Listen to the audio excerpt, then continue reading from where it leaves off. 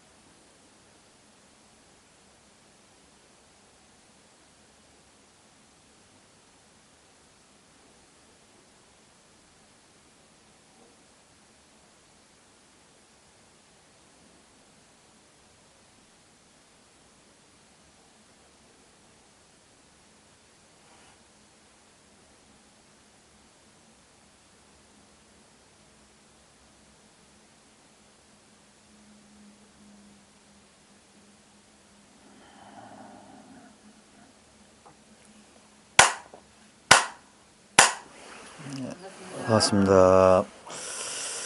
무문관 강독 47번째 시간이고요. 오늘 고칙 46 간두진보입니다.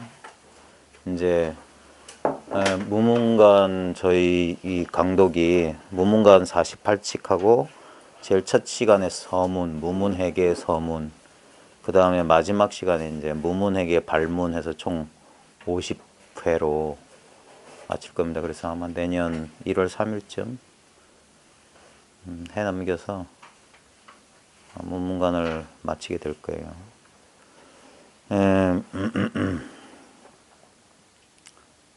이제 잠시 입정한다 했을 때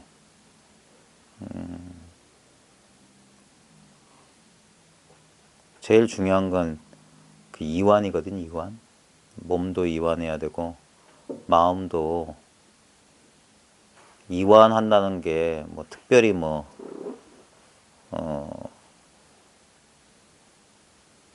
근데 이게 약간 조금 좀 습관이 돼야 됩니다. 자기가 경직되어 있는지 자기가 잘 모르거든요. 특히나 요즘처럼 날씨가 춥고 하다 보면 자기도 모르고 오그라붙고, 주로 이제 우리나라 사람들이 많이 이제 경직되어 있는 게 목, 어깨, 목하고 어깨 요 등 부분이 많이 경직되어 있는 경우가 많은데, 그 이완하는 방법은 딴 게 아니라 주의를 이제 돌리는 거예요. 주의를. 그냥 보통 뭐 알아차림 수행이라고 하는 건데, 자기 몸의 신체 감각을 이렇게 열려 있는 주의력으로 살펴보시면 뭉쳐 있는지 경직되어 있는지 알아야지 이제 풀릴 수 있거든요. 그래가지고 자연스럽게 몸과 마음을 이제 첫 번째는 이제 몸을 내려놓고, 몸을 그냥 의자나 자기 앉아 있는 자리에 이제 부려놓고, 그 다음에 느낌도 다 내려놓고, 그 다음에 감정도, 그 다음 생각도 내려놓고 완전히 놓아버린다고 해야 될까? 꽉 쥐고 있던 손을 그냥 스르르 힘을 풀듯이, 꽉 쥐고 있었던 손을 그냥 힘을 풀듯이 놓아버리고 가만히, 그러면 그제서야 내 노력과 상관없이 본래 있었던 이게 우리의 존재감이거든요. 실제 우리가 이 도라고 하는 건 딴 게 아니라 너무나 엄연하게 있는 이 존재예요. 존재의 감각이라고 하니까 특별한 감각을 말하는 게 아닙니다. 왜냐하면 존재의 감각은 특별한 감각이 없어요. 그게 존재의 감각이에요. 그 특별한 아무 내용 없는 존재감이 있기 때문에. 근데 이건 너무나 명확한 겁니다. 왜냐하면 이건 부정할 수가 없어요. 왜냐하면 부정하려는 의지가 일어나는 바로 그 자리거든요. 몸이 느껴지는 바로 그 자리고, 느낌이 일어나는 바로 그 자리, 감정이 자각되는 바로 그 자리, 생각이 일어나는 바로 그 자리예요. 다른 자리가 없어요. 너무나 엄연하게 있기 때문에 이걸 상대적으로 찾으려는 순간 둘이 딱 돼버려요. 그러니까 찾지 말라고 하는 거예요. 차라리 모르는 게 낫다. 알려고 하지 마라. 차라리 모르는 게 훨씬 가깝다. 알면은 둘이 됐기 때문에 절대 안정을 얻을 수가 없어요. 이건가 저건가, 이것이냐 저것이냐, 이 양변을 못 벗어납니다. 그래서 차라리 바보처럼, 멍충이처럼. 근데 이제 정말 순수하게 이 공부에 들어온 사람은 별 문제가 없는데, 기존에 너무 이렇게 이런 공부에 대해서 배운 거, 지식, 아는 게 있으면 반드시 그게 장애가 됩니다. 그게 소지장애라는 거거든요. 아르마리의 장애. 아는 게 병이다 이 말이에요. 아는 게 병이다. 왜냐하면 있는 그 고지고대를 못 받아들이고 반드시 자기 해석의 틀로 받아들여요. 우리가 이 선을 격에다, 틀 바깥이라는 게 뭐냐면 틀이 아예 없는 거예요. 무상, 무념, 무상, 무명, 절일체란 말은 이게 격에란 말이에요. 격에. 틀을 벗어났다. 근데 우리가 안다라고 하는 것은 그 틀이 있어요. 틀이. 그래가지고 그 틀의 전체를 그 틀로, 우리 예전에 쪽자라고 해봤잖아요.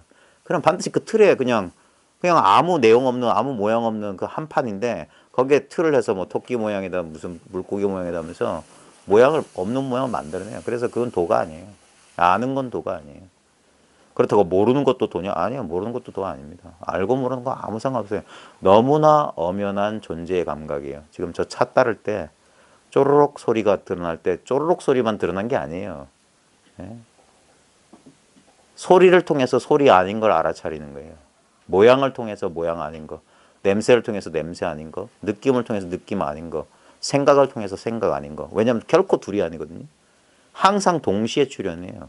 한 덩어리로. 색불이공 공불이색. 색은 공이 아니고, 색은 공과 다르지 않고 공은 색과 다르지 않다. 항상 그런 거예요. 그래서 항상 바로 지금 이것 하는 이유가 그거예요. 이것이라고 말할 게 전혀 없어요. 근데 어쩔 수 없어서 사람들에게 이것이란 말로 할 뿐이지 절대 그런 게 없습니다. 이게 사람마다 좀 차이가 있겠지만 평범해지는데 시간이 오래 걸리는 거예요. 특별해지는 건 아무것도 아닙니다. 특별한 체험을 하고 특별한 경험을 하는 건 아무것도 아니에요. 그건 오히려 이 평범한 것에 대한 완전한 믿음의 성취예요. 이 아무것도 아닌 것에 그냥 녹아버리는 거예요. 자기가 여기서 용해돼 버리는 거예요. 아무것도 아닌 거예요. 아무것도 아닌 거. 그게 무아예요. 아무것도 아니네 이거예요. 나란 존재는 아무것도 아닌 거예요. 이 텅 빈 존재감이라. 근데 이거는 니께 내께가 없는, 너나가 없는, 여기서만 그래요. 그러니까 근데 이것은 상대적인 우리의 지각이나 인식으로 파악되는 게 아니에요. 오히려 그걸 놓아버렸을 때 전혀 다른 감각으로, 전혀 다른 방식으로, 이제까지는 항상 주관과 객관으로 나뉘어서 뭘 지각 인식했다면 이건 그게 아니에요. 그래서 마치 모르는 것처럼 알고, 알지만 아무것도 아는 건 없어요. 그걸 묘라고 하는 거예요. 묘. 우리가 묘한 깨달음이다 할 때 묘자가 뭐냐면 이건 도무지 종잡을 수가 없다. 말과 생각으로 어떻게 파악해 보고 싶으면 절대 그게 안 됩니다. 그래서 오래오래 하다 보면 저절로 그 노력이 쉬워지거든요. 근데 깜짝 놀랄 일은 뭐냐. 그 노력을 쉬었을 때 완전해지는 거예요. 참 이건 역설로밖에 표현할 수 없어요. 근데 끝없이 그 충동이 남아있습니다. 이걸 이렇게 딱 파악하려는 거. 파악은 대상화예요. 절대 안 돼요. 그건. 근데 그 습성이 이런 말을 들어도 잘 안 돼요. 여전히 어떤 느낌에 대한 집착, 감각에 대한 집착, 감정적 상태에 대한 집착, 어떤 의식의 경지에 대한 집착이 끝없이 남아있어요. 그게 뭐냐면 자꾸 의지하려는 거예요. 그 경계에. 이건 절대 경계가 아닙니다. 법은. 경계가 없어요. 그래서 이걸 자유라고 하는 거예요. 무한은 경계가 없다는 건 무한한 거예요. 영원한 거고. 공간적으로는 무한하고 시간적으로는 영원한 거예요. 근데 그건 어떤 그런 모양, 모습, 느낌, 냄새, 그림자조차 없어요. 그걸 밝다라고도 하기도 하고 고요하다고 하기도 해요. 밝음과 고요함이 둘이 아닌 거예요. 그건 조금도 내 노력이 들어가지 않은 나의 본래 순수한 상태고, 나의 순수한 상태. 그래서 그걸 참나라고 부르는 거예요. 부를 이름이 없으니까. 특별한 게 아니니까. 너무 당연한 거니까. 그 자연스러워지기가 참으로 힘든 거예요. 참으로. 제가 잘 모르지만 문학이나 예술도 결국에 가면 끝에 가면 자연스러움, 어린애 같은 그림과 글씨로 돌아가요. 피카소도 대단히 이런 사실주의적인 묘사, 그 궁극까지 추구해봤지만 나중에는 그걸로 만족하지 못해가지고 추상이나 비구상의 길로 갔고, 추사 글씨도 노년 말년의 글씨 보면은 뭐 초등학생 글씨만도 못한 전혀 어떤 격식이나 그런 남의 눈치 같은 것 따위 멋 같은 기교 같은 거 부리지 않는 담백해지는 것처럼 결국 도의 궁극이란 건 뭐냐면 본래 상태, 본래 상태란 건 가공되지 않은 거예요. 조작하지 않은 거예요. 그게 제일 어려워요. 왜냐하면 우리는 우리의 삶 자체가 조작, 인위적인 노력 자체였거든요. 그래서 할 위자, 행위잖아요. 그게 카르마예요, 카르마. 업이라고 하는 인도어의 어원이 뭐냐면 행동이에요, 행동, 행위. 그게 업이고 카르마인데, 이거는 그런 어떤 조금도 그렇다고 해서 이 도가 그럼 정적이고 뭐 죽은 물건이냐, 아닙니다. 이건 너무너무 생생한 거예요. 항상 지금 이렇게 살아있는 거예요. 제가 쓸 말이 없어서 이것을 표현하기 위해서 쓸데없이 이름 하나 지은 게 뭐냐면 이건 의식이다, 이건 존재다, 이건 생명이다. 그래서 그걸 이 하이폰으로 연결했어요. 의식, 존재, 생명이다. 이것은 따로따로 있는 게 아니라 이것이 이런 식으로 표현할 수밖에 없어요. 이것은 의식하고 있는 거거든요. 의식 자체예요. 우리가 의식하다 보니까, 그러니까 조심해야 되는 게 뭐예요? 의식이라고 하면 그 개념적 정의가 사람마다 다 달라요. 뭐 의학에서 생각하는 의식이 있다 없다 할 때 그 의식이냐, 아니면 불교에서 제6식 가운데 그 의식이냐, 아니면 뭐 일반적인 의미에서 그런 게 아니라, 딴 게 아니라 의식이란 건 뭐냐면 이렇게 아는 속성이 있다 이 말이에요. 아는 속성. 뭔가를 이렇게 우리가 의식해요. 냄새라든지 모양이라든지.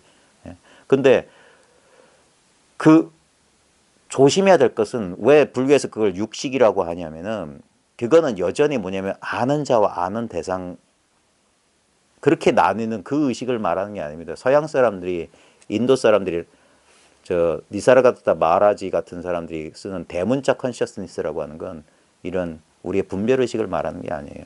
그럼 분별의식의 배경에 이게 있어요. 우리가 절대 의심할 수 없는 게 뭐냐면 지금 이 소리를 듣고 있는 그것이에요. 왜냐하면 이건 지금 경험하고 있잖아요. 지금 제 목소리를 경험하고 있는 게 그것을 경험하고 있는 거예요. 근데 문제는 뭐냐? 제 목소리는 경계이기 때문에, 나타났다 사라지는 경계이기 때문에 이것은 파악이 돼요. 내가 지각 의식할 수 있어요. 근데 이 목소리를 의식하고 있는 의식을 다시 의식 못해요. 그러면 만약에 의식이라는 말로 가리키라는 것이 내가 의식된다면 그건 의식이 아니에요. 의식의 대상이지. 지금 컵을 들어보였을 때 컵은 의식된단 말입니다. 근데 컵을 의식하고 있는 것이 의식되지가 않아요. 그래서 컵이다 이거예요. 딴 거 없어요. 차나 마셔라. 딴 거 없어요. 이것을 만약에 이런 거구나 하면 어떤 특정한 느낌이나 어떤 의식의 내용물, 구성물로 딱 파악한다. 그게 전부 망상이라고 하는 거예요. 그걸 생각으로 공부한 사람들이라고 하는 거예요. 아르마리의 병에 빠져 있다고 하는 거예요. 절대 알의 내용이 없어요. 아는 게 있는 게 아니에요. 그럼에도 불구하고 끝까지 이걸 설명하려고 그래. 제가 지금 아주 위험한 줄타기를 하고 있는 거거든요. 자칫하면 이건 아르말이에요. 제 말을 잘못 오해하면. 왜냐면 알아들을 수 있는 용어로 쓰기 때문에 의식이니 존재는 생명이니 이런 식으로. 지금 이렇게 컵은 의식의 대상이기 때문에 파악되지만 컵을 의식하고 있는 것은 의식되지 않는다. 근데 이것 또한 이분법적인 거고 그거 다 필요 없어요. 그러니까 말없이 컵을 들어보는데 다만 이뿐이다. 여기에서 왜 이것이냐, 이것이 뭐냐 그런 그 도마뱀 꼬리 같은 게 달려 있다면 빨리 그걸 끊어버려야 되는 거예요. 그런 게 붙으면 안 돼요. 왜냐하면 그런 게 뭐냐, 아르마리의 잔해예요. 이건 아르마리가 없어요. 다만 손가락 하나 세우고 탁자를 한번 칠 뿐이다. 여기에서 왜 그러냐, 이게 뭐냐, 뭐가 시원하네, 시원하지 않네. 그런 게 남아있다면 아직 이 소리를 모르는 거예요. 이 도리를 모르는 거예요. 이 도리에 통한 적이 없는 거예요. 이 도리에 통했다면, 통했다는 건 뭐냐면 남는 게 없어요. 통했으면. 예?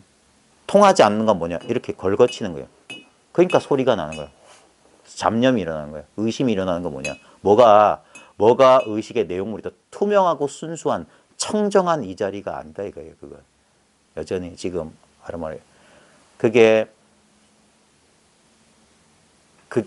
자기 생각 조복받는데 아주 오랜 세월이 기다립니다. 자기 생각에 자기가 속는 게 문제일 뿐이지 다른 문제 우리 원래 완전해요. 본래 구족돼 있고 원래 원만 성취돼 있어요. 예? 원래 구경의 깨달음이 가 있어요. 근데 그 깨달음이 드러나지 않는 이유는 뭐냐? 이놈의 생각에 가림을 받은 거예요. 자기 생각에 자기가 속는 거예요. 딴 이유가 없어요. 그래서 망상하지 말라 이거예요. 망상하지 말라. 예. 망상인 줄 알면 될 뿐, 망상인 줄 알아야지 쉴 수 있거든요. 쉬면 그거예요. 따로 얻을 건 없어. 완전히 드러났다는 소리가 이거 맨날 눈앞에 보고 있으면서 왜 이 사실을 모르냐 이거예요. 맨날 듣고 있으면서. 소리는 들릴 때도 있고 안 들릴 때도 있지만 그 듣는 성품이 언제 끊어진 적이 있습니까? 한시도 끊어진 적이 없어요. 꿈속에서 우리는 들어요. 잠자면서 다 들어요. 그 내용이 남아있지 않을 뿐이지 잠자면서 못 든다면 불이하는 순간 못 깨어나야지.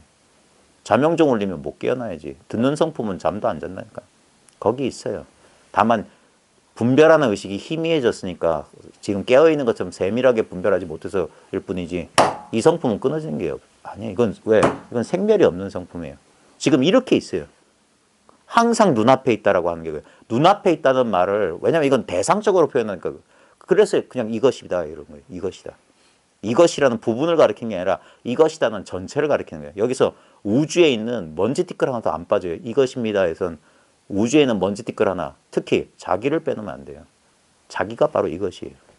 나라고 하는 존재가. 우리는 그게 쉽게 그게 잘 조복이 안 돼요. 자기가 이 몸과 마음이라는 어떤 이렇게 이 대상이라는 거기서 좀채로 못 빠져나와요. 예? 왜냐하면 나는 내 몸을 의식하는 자지 몸이 아니에요. 예? 우린 거꾸로 생각한다. 그러니까 몸이 있기 때문에 내 몸을 의식한다 이렇게 생각해요. 아니에요. 이것이 있기 때문에 전체가 의식되고 있는 거예요. 그러니까 내가 엄연히 있는 것 같고 컵이 엄연히 있는 것 같다. 우리는 이렇게 착각한다. 이 보이고 지각되고 인식되는 이게 대상에 집착한 거예요. 어태치먼트. 딱 달라붙은 거예요. 아니에요. 그 망상이라. 그게 모양에 속은 거예요. 모양에 속. 그게 아니라 나는 지금 이 육신과 이 컵과 이 시공간과 이 탁자와 이 느낌과 이 발시려움과 이 냄새와 이 모양 전체가 이게 나란 말이에요. 나 아닌 게 없어요. 이 눈앞이 나라고요. 눈앞이. 언제나 나는 이렇게 있었어요. 이렇게. 이건 변함이 없어요. 지금의 나나 내 기억 속, 내 최초 기억 속의 나나 똑같은 나예요. 그게 목격하고 있는 나거든. 내 인생을 목격했던 그 나를 말하는 거예요. 거기서 철없었을 때의 의식 상태나 그때 왜곡된 기억 그걸 말하는 게 아니에요. 그건 전부 해석, 내용물이에요. 그 내용물 말고 아주 이건 순수한 형식이에요. 순수한 형식. 제가 국어를 문학을 공부했기 때문에 문학은 형식과 내용이 있거든요. 근데 형식인데 아무 형식 그냥 완전 근데 내용과 형식은 원래 둘일 수가 없잖아요. 내용 없는 형식이 없고 형식 없는 내용이 있을 수 없는데 억지로 분별해서 말하자면 이건 아무 내용이 없는 순수한 형식이다. 아무 알매 내용이 없어요. 그걸 공성이라고 하는 거예요. 텅 비었다. 무명, 이름 없다. 무상이다. 무념이다. 그것이 무념, 무상 이런 말을 쓰면 그런 걸 또 하나의 대상으로 상정하는데 그게 아니라니까. 그래서 이 언어는 항상 이 이분법적인 상대적인 언어이기 때문에 아무리 이걸 기묘하게 표현해도 절대 진리에 못 가닿는 이유가 이거예요. 그래서 말을 한번 뛰어넘어라. 생각을 한번 뛰어넘어라. 말과 생각과 아무 상관없다.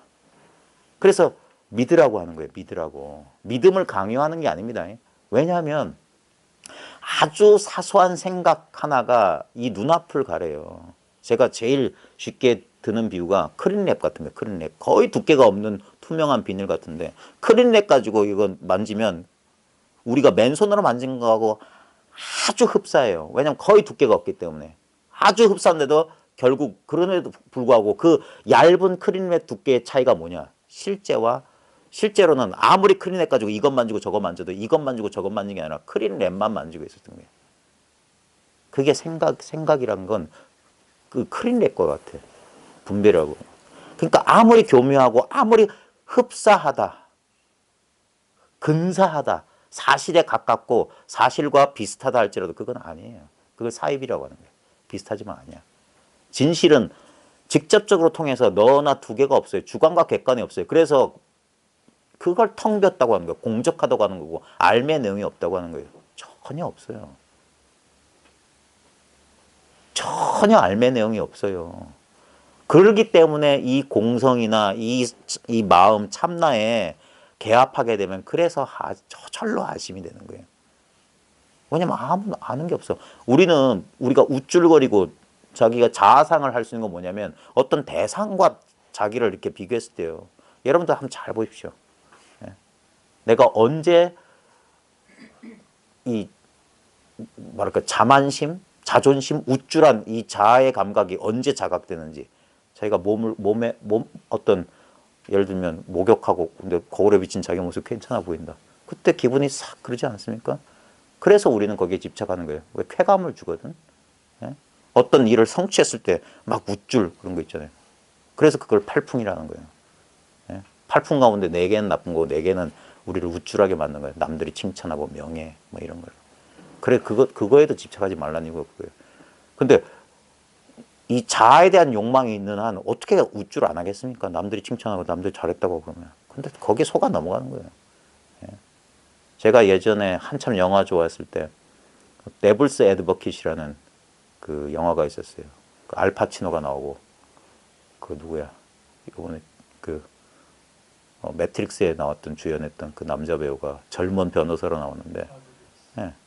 그 시골의 초년 변호사가 우연히 어떤 끔찍한 폐륜 범죄를 맡았는데 그게 이제 지방신문에 화제가 됐는데 이 사람이 분명히 자기 의뢰인이 이 범인 줄 알면서도 변호사기 때문에 그 사람을 변호해야 되기 때문에 이걸 무죄로 만들었어요.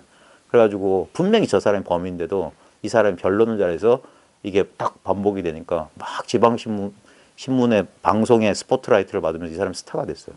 그러자 큰 도시에서 어떤 사람이 스카웃을 한 거야. 그래서 어떤 큰 기업에 들어갔는데 알고 봤더니 그 기업의 회장이 악마예요, 악마. 그래서 악마가 자기를 변론하기 위해서 이제 변호사들을 나중에 이제 도시에 가서 큰 집에 살면서 욕망을 충족했는데 나중에 이제 부인과 이 젊은 변호사가 그 사람이 악마인 줄 알고 어떻게 해서 이제 영화기 때문에 그 승리해서 뭐 악마를 없애요. 예. 근데 악마를 딱 없앴는데 딱 어디로 돌아가냐면 바로 그 자기가 처음 맡았던 그 재판 글로 돌아간 거예요. 그 상황으로 다시 들어가 있어요. 꾼 것처럼 되는 거예요. 그 악마랑 했던.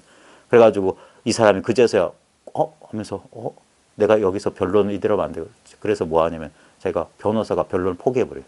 난 이 사람 변론 못한다. 그러니까 또 스포트라이트를 받는 거야. 변론을 포기했대. 양심적인 변호사.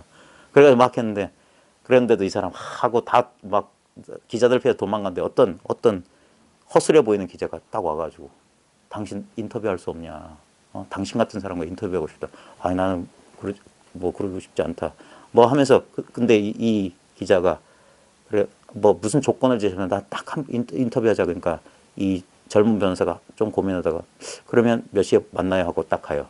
그래서 이제 이 기자가 씩 웃는데 그 기자가 그 악마였던 회장의 얼굴을 싹 봤고요. 그러면서 그때 대사가 나요. 베너티, 허영, 허영이야말로 내가 제일 좋아하는 뭐지 하면서 인간의 허영심이란 건 다시 그 명예에 대한 욕망, 자아상에 대한 욕망 그게 쉽지가 않아요. 이 공부는 절대 편하는 공부가 아닙니다. 막 깨달음, 제발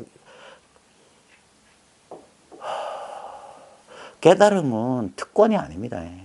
깨달음은 무슨 명예가 아니에요. 관직도 아니에요. 깨달음 바깥에 있는 게 아니에요. 깨달음 바로 나예요. 나 없는 사람이 누가 여기 있습니까? 그래서 깨달음을 증명하는 가장 손쉬운 방법은 이거밖에 없어요. 여기에 이것의 이름을 불성이라도 좋아요. 의식이라도 좋아. 존재라도 좋아. 의식이 뭡니까? 지금 이게 의식이에요. 존재가 뭐예요? 내 존재는 이렇게 드러나고 있는 거예요. 경계를 통하지 않고 내 존재는 안 드러나요.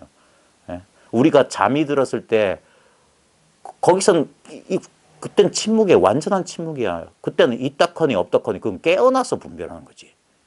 안다커니 몰랐다커니 그건 분별인 거예요. 그래서 라마나 마하리시 이런 인도 이 비이원론의 철저한 사람들 뭐냐면 잠과 꿈과 깨미라고 하는 의식의 세 가지 상태는 없다라고 말하는 거예요. 실제로 있는 건 그걸 뭐 제4의 상태, 뚜리아라고 하는데 그것도 분별이다. 절대 이건 의식대 이것이다 저것이다 그렇게 말할 수 있는 게 아니에요. 뭐가 있는 게 아니에요. 그래서 대승불교 금강경의 최종 결론도 뭡니까? 이 현실을 꿈과 환상으로 보라 이 말이에요. 왜냐하면 그게 이 현실의 진실한 속성이에요. 분명히 존재해요. 지금 이렇게 작용하고 있습니다. 근데 어떤 것도 여기에 실체는 없다 이거예요. 알맹이는 없어요. 알맹이는 변함없는 어떤 실제라고 하는 건 없습니다. 우리 감각이 만들어낸 이 꿈에 우리는 속고 있어요. 이건 유리고 이렇게 딱딱하고 따뜻한 이 느낌. 내가 오늘 겪었던 온갖 감정, 내 자식, 배우자에 대한 집착, 자식에 대한 애착, 직장 생활에서 갈등 이런 게 어떻게 꿈이겠느냐? 아닙니다. 실제로는 아무 내용 없는 텅 빈 이것이 만든 이것의 변형일 뿐이에요. 모양 없는 것이 끝없는 모양으로 변하는 겁니다. 옛 인도 사람들이 잘 들었던 비유가 뭐냐면 금을 가지고 금반지도 만들고 금 귀걸이도 만들고 금 목걸이, 금 팔찌, 금돼지, 뭐 다 만들었다. 근데 거기서 금의 모양이 어디 있냐. 반지는 있어. 귀걸이는 있어. 팔찌도 있어. 코걸이도 있고 돼지도 있고 거북이도 있고 열쇠도 있어. 근데 그게 금의 모양이냐 이거예요. 금의 모양이란 건 없어요. 어떤 것이 금의 모양이라고 하는 건 없어요. 근데 그것들이 다 금으로 돼 있다는 사실은 모든 모양이 다 금이단 말이에요. 모든 모양이. 결국 언제나 이것이다. 이것은 알고 모르고 아닙니다. 그래서 오히려 그 기준, 그 잣대, 그것을 놔버렸을 때 그때 통한다고 하는 거예요. 그래서 내려놔라. 다 내려놔라. 다 내려놔라. 우리는 자아에 대한 어떤 그 집착, 애착이 남아있는 순간 자기의 이 판단 기준 절대 못 놔요.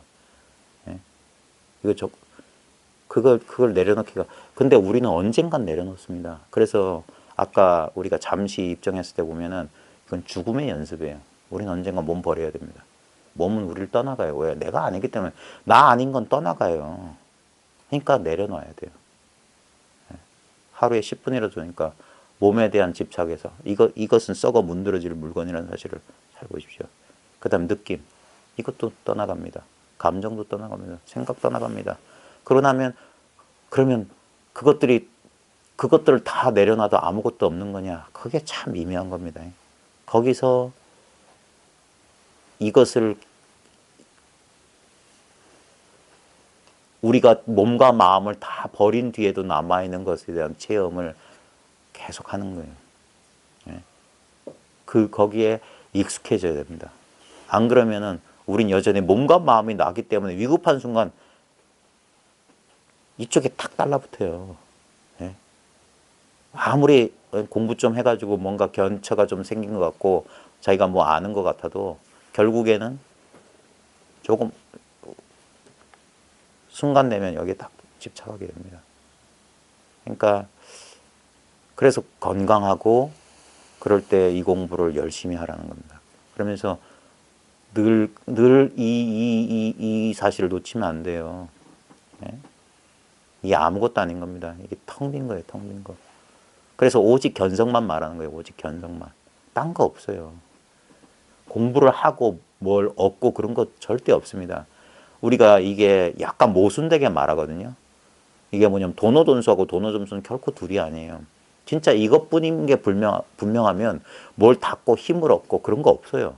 그런데 공부를 해보면 현상적으로 보면 의식이 아직 완전히 열리지 않았어요. 이것도 이분법적인 말입니다. 택도 없는 소리예요.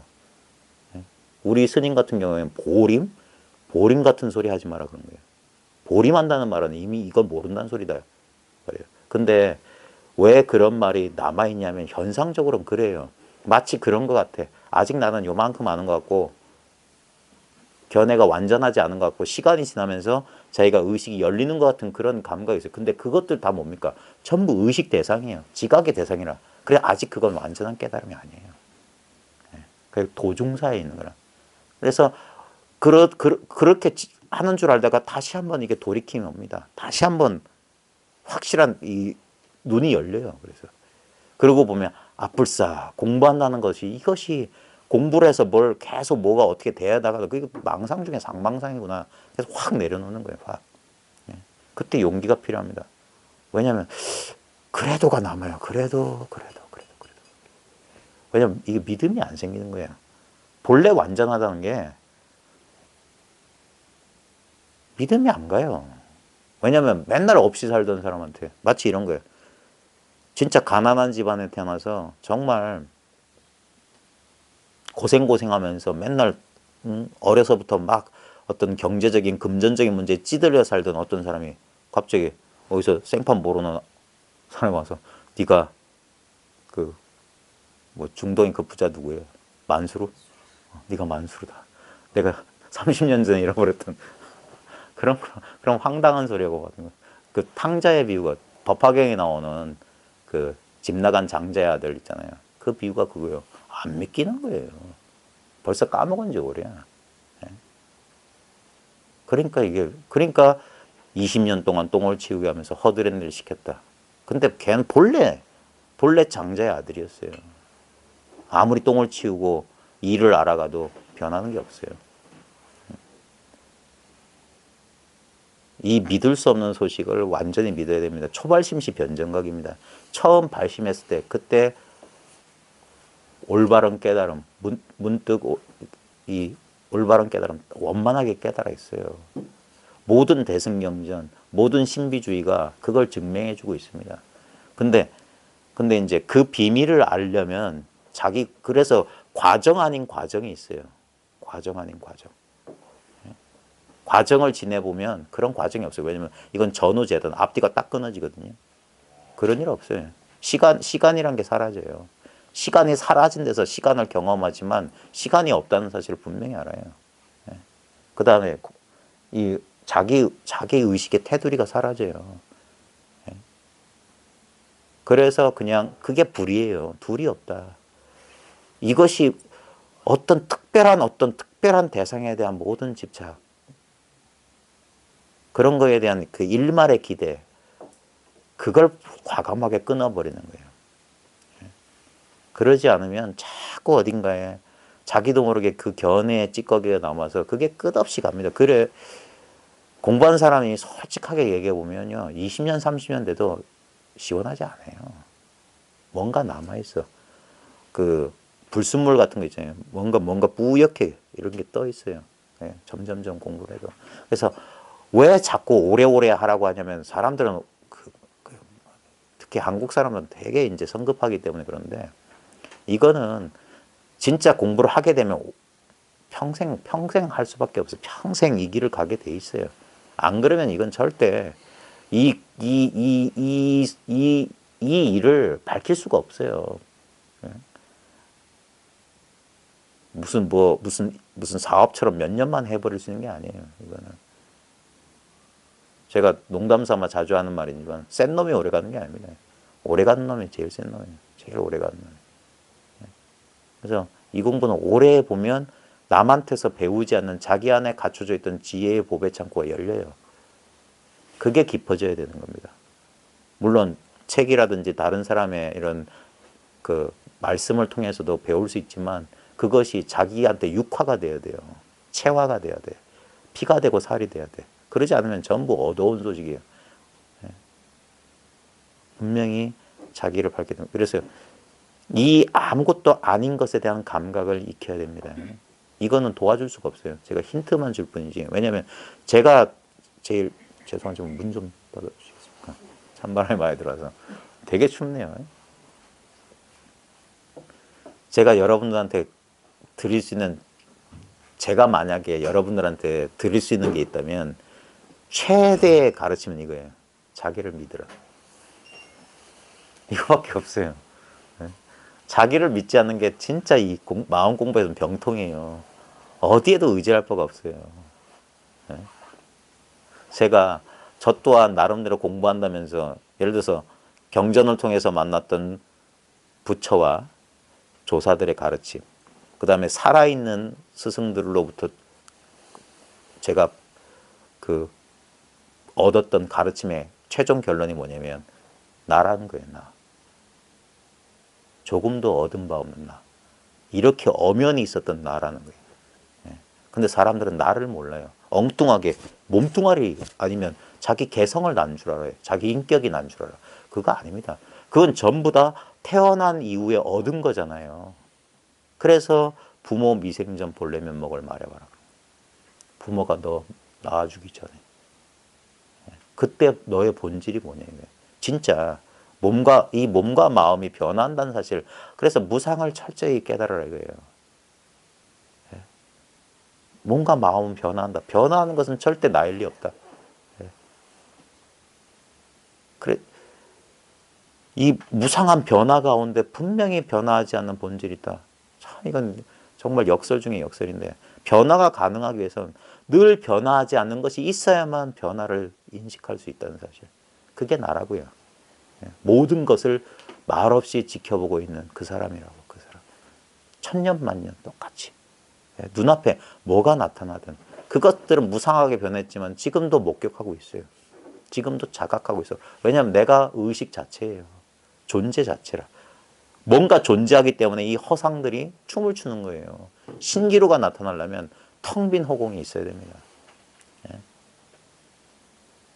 그리고 그게 살아있는 거예요. 그래서 의식이다. 이건 존재다. 이건 생명이다. 제가 나름대로 분별해서 이름 붙인 이름이에요. 제 느낌을 표현하기 위해서는 어쩔 수 없이 그런 언어를 빌려야 됩니다. 근데 언어에는 뜻이 없어. 그 언어는 그 말 그대로 진짜 달 가리킨 손가락이야.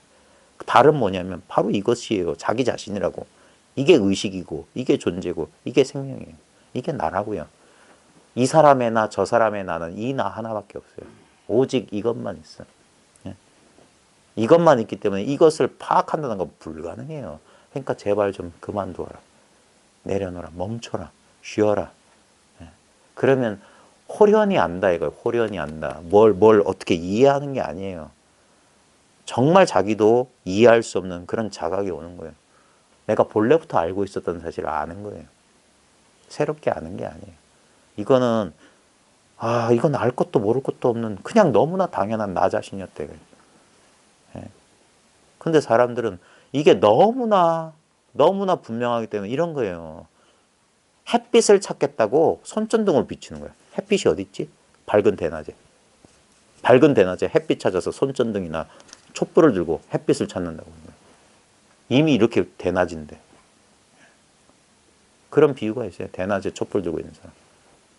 이것을 이해하려고 하는 사람. 그런 사람들은 대낮에 청천백일에 촛불 들고 그걸 밝히겠다는 어리석은 자예요. 그러니까 이걸 못 보는 거예요. 자기가 보는 줄을 모르는 거예요. 그래서 안타까운 거예요. 이렇게 확 통해 있는 줄 몰라요. 예? 통하려고만 하지 이미 통해 있다는 사실은 거들떠도 안 봤어요. 예? 그래서 문득 자기가 한번 저절로 한번 멈추는 경험이에요. 멈추는 경험. 어떤 사람은 아주 애를 쓰다 자기도 모르게 그 고비를 넘기도 하고, 어떤 사람은 특별히 애를 쓴 건 아닌데 어떤 인연에 어떤 상황에 그냥 자기도 모르게 이걸 돌이키게 돼요. 우리가 회광반조, 회심이란 말을 쓰는 이유가 뭐냐면 일종의 방향 전환이에요. 자꾸 이렇게 방사 형태로 퍼져나가던 것이 그 근원으로 돌아올 뿐이에요. 그 근원으로 돌아올 근원이 따로 있는 게 아니라 언제나 눈앞이 란 말이에요. 눈앞에서 경험되는 오고 가는 대상들의 마음을 두지 않으면 이 눈앞 자체가 뭐냐 이거예요. 어제도 이 눈앞에서 경험했고 그제도 이 눈앞에서 일주일 전도, 1년 전도, 10년 전도, 100년 전도, 내 전생도, 내 전전생도 이렇게 경험했던 거예요. 여기 이거는 석가모니 부처님과 내가 결코 둘이 아닌 자리는 요거밖에 없어요. 석가도 이러했고 나도 이러하단 말이에요. 그래서 석가와 나는 둘이 아닌 거야. 다르지 않아요. 요거. 그래서 일체 중생, 부처 중생, 마음은 무차별이다. 심불급 중생, 무차별이다. 아무 차별. 이거다, 이거. 이거는 어려울 것도 없고 쉬울 것도 없어요. 어렵다면 이거보다 어려운 게 없어요. 왜? 이 안에서 자기가 개체인 줄 알면 마치 공간 자체를 의식하지 못하는 거랑 똑같아요. 이 공간이 살아있다는 걸 꿈에도 생각 못해. 왜? 자기 생각의 틀 속에 갇혀 있거든. 나는 사람이고 여기는 물리적 시공간이다. 그럼 절대 이거 볼 수가 없어요. 그래서 왜 이 신비주의나 선에서는 말도 안 되는 역설과 모순을 얘기하냐면 고정관념을 완전히 흔들어 놓는 거예요. 녹슨 못을 박힌 지 오래돼가지고 시뻘겋게 녹슨 못을 뽑을 때 또는 녹슨 나사를 돌릴 때 안 돼요. 너무 오래돼서. 그때는 뭐냐? 두들겨야 돼요. 탁탁탁. 그래서 녹이 떨어져 나가게. 망치로 두들겨야 되는 거예요. 그러니까 의식을 두들겨 깨우는 거예요. 그래서 스스로 자각해야 돼요. 그런 인연을 통해서. 이 아무것도 아닌 이 텅 빈 의식의 느낌이에요. 언제나 우리는 이걸 맛보고 있습니다. 이것이 있기 때문에 이 안에서 의식 경계의 변화가 있는 거예요. 느낌이나 찾아오면 느낌이 여기서 신기루처럼 싹 펼치는 거예요. 이것을 이 묘용을 표현하는 멋진 말 가운데 다반향초란 말이 들어봤죠. 차를 반쯤 마셨는데 향기는 반이 아니에요. 차는 반으로 줄었어요. 근데 향기는 눈에 안 보여. 무형의 것을 향기에 빗댄 거예요. 차를 반이나 마셨지만 향기는 처음 애초 그대로다. 우리의 눈에 보이는 것들은 다 변하지만 이 눈에 보이지 않는, 그러면서 보이는 것들의 배경이자 보이는 것 자체의 둘이 아니에요. 이것은 변함이 없는 겁니다. 여기에 대한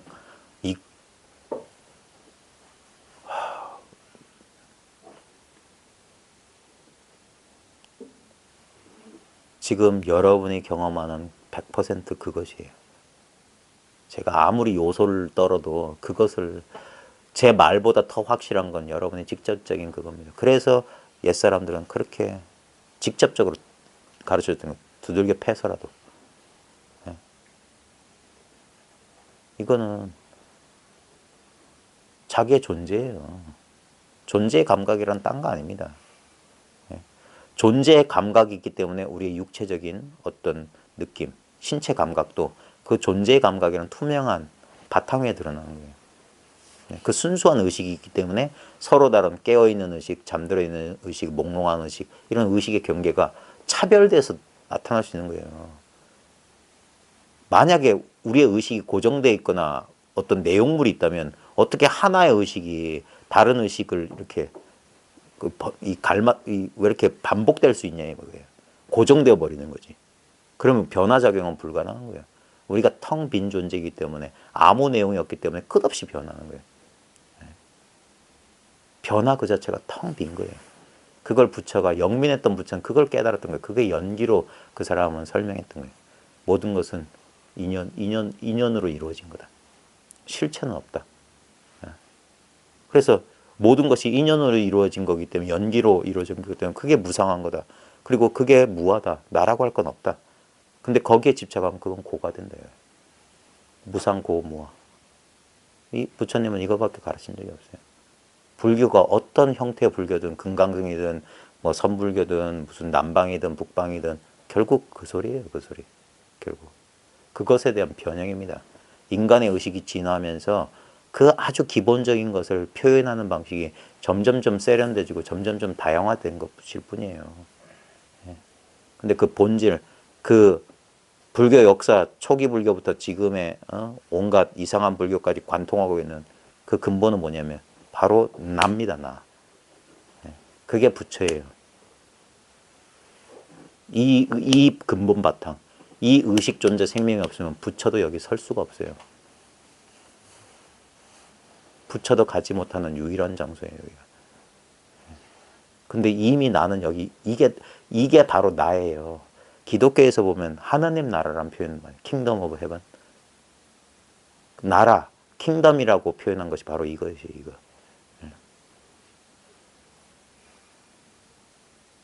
이미 나라에 임하고 있어요. 우리는 이 나라에 임했다니까. 여기 우리 죽어서 가는 게 아닙니다. 모든 종교의 이분법 바리새인에 대한 성경에 바리새인을 욕하는 비유가 왜 나오냐면 선불교로 치면 바리새인들은 수행자예요. 바리새인들은 제계를 지키고 안식일 지키고 막 기도하고 막 그런 사람들이거든요. 근데 바리새인들이 예수 제자들 욕했어요. 저 사람 안식일 안 지킨다. 음식도 막 함부로 먹는다. 금식한 날에도 막 먹고. 그러니까 예수는 그 바리새인들을 보고 이 독사의 자식들이라 그랬거든요. 왜냐면 그 사람들은 둘이에요. 피조물과 창조물이 따로 있고, 이승과 저승이 따로 있고. 그래가지고 내가 희생해서 절로 가야 된다. 그러니까 그 사람들은 겉으로 보면 바리새인들은 계율 잘 지켜요. 금식하고 막 하면서. 근데 그 예수는 그 사람들을 뭐라고 하냐? 이 외식하는 자들아, 겉으로 꾸미는 자들아, 이 허위 그렇게 되는 게 아니에요. 근데 결국 뭡니까? 예수는 진리를 말했던 이유로 못 박혔잖아요. 석가도 똑같은 걸 말한 거예요. 수행을 통해서 그 사람도 바람은 수행을 통한 깨달음을 추구하는 모든 사람들이 다 그러고 있어요. 다 불인 줄 알고 있어요. 근데 그분도 처음엔 그 길로 갔지만 그게 아니더라 이거예요. 그리고 멈추고 보니까 이미 이게 연기인데 이 연기인데 여기서 뭘 한들 그게 무슨 실이 있겠냐고요. 우리 수많은 사람들은 깨달음은 그래도 연기법은 진리다 그러면 아닙니다. 연기법도 연기를 벗어날 수 없어요. 연기법이라는 실체가 있으면 안 돼요. 어떤 법도 실체가. 그래서 모든 법은 방편설입니다. 아무리 그게 부처님이 뭐 했다고 부처님조차도 한 일종의 방편입니다. 자기를 잃어버리면 전부 이 오고 가는 대상들을 나 아닌 걸 나로 삼았기 때문에 그러면 고해요. 거기에 집착하기 때문에. 그러니까 집착하지 말라고. 이것은 생겨난 물건은 반드시 사라진다. 그러니까 집착할 필요가 없어요. 근데 여기에 뭔가가 있어요. 뭔가가 생겨나지 않은 물건. 본래 있었던 물건이 있어요. 거기에 대한 그냥 그것이 되는 거예요. 아니 이미 그것이에요. 그것을 깨닫는다. 그것이 된다. 이 말로 하면 전부 이분법이 되는 거예요. 그러니까 만족스럽지가 않아요. 아무리 떠들어도 만족스럽지가 않아요. 어쩔 수 없어서 말은 하지만 그 말에는 아무 뜻이 없어요. 그러니까 저는 그런 거예요. 솔직히 마음대로 하세요. 마음대로 이해하십시오. 그래 어떤 것도 제가 말하는 본래 뜻은 아닙니다. 제가 말은 하고 있지만 제가 전달하려고 하는 건 절대 말로 전할 수가 없어요. 왜? 여러분 자신이니까. 여러분 자신을 제가 무슨 수로 표현합니까? 근데 지금 보십시오. 금의 모양이 없어서 금반지, 금기고리. 금반지가 금의 모양이냐? 아니야. 금돼지가 금의 모양? 아니야. 근데 금반지도 금이고 금돼지도 금이야. 어떤 말도 여러분 자신의 존재 아닌 건 여기 없어요. 어떤 말도 여러분 존재 자체는 아니지만 어떤 말도 여러분 자신의 존재를 벗어난 말은 없어요. 아, 어, 오, 우. 어떤 말을 할지라도.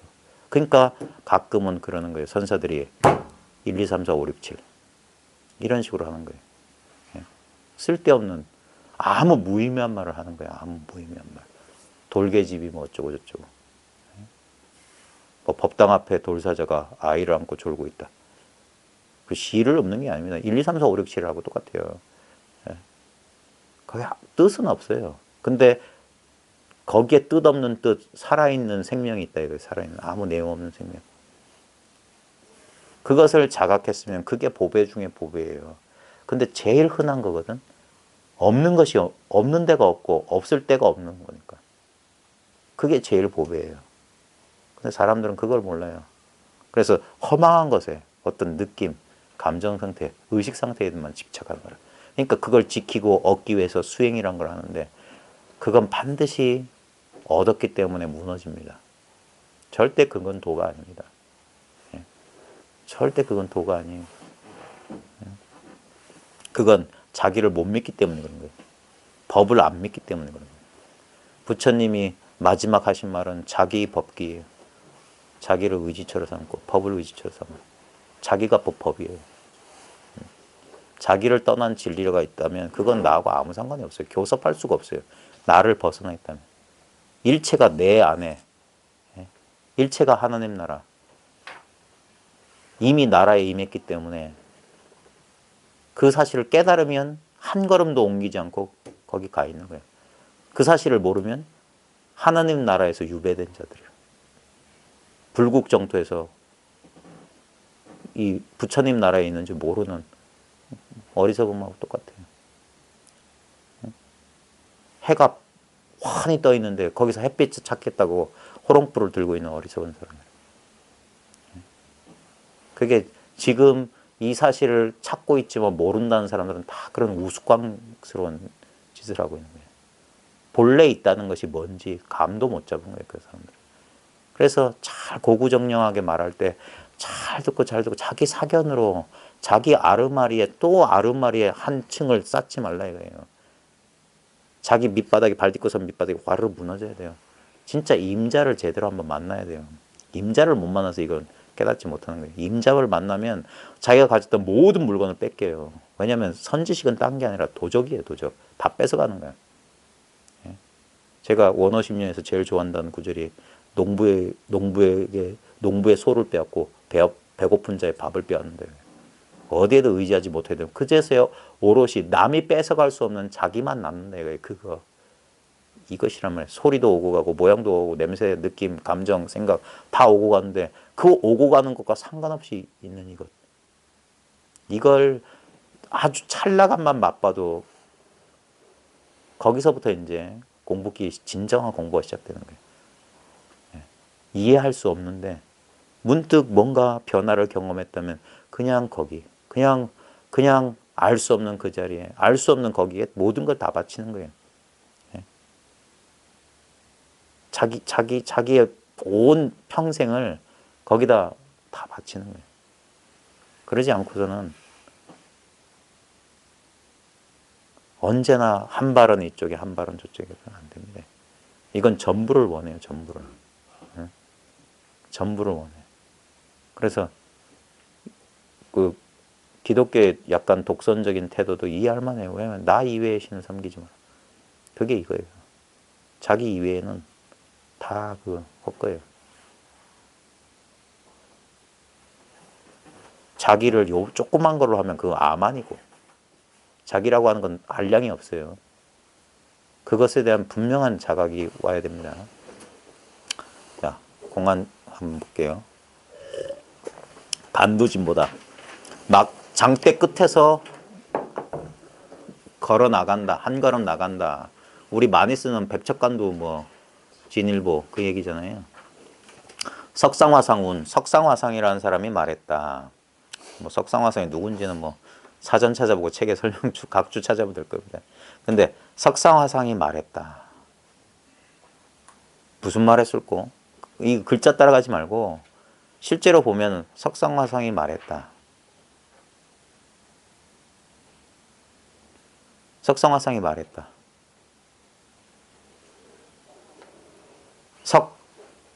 하기 전에 석상화상이까지도 필요 없고 석도 필요 없어요. 입을 벌려서 이게 제가 국어 선생님이거든요. 이게 혀끝 소리예요. 혀끝 소리.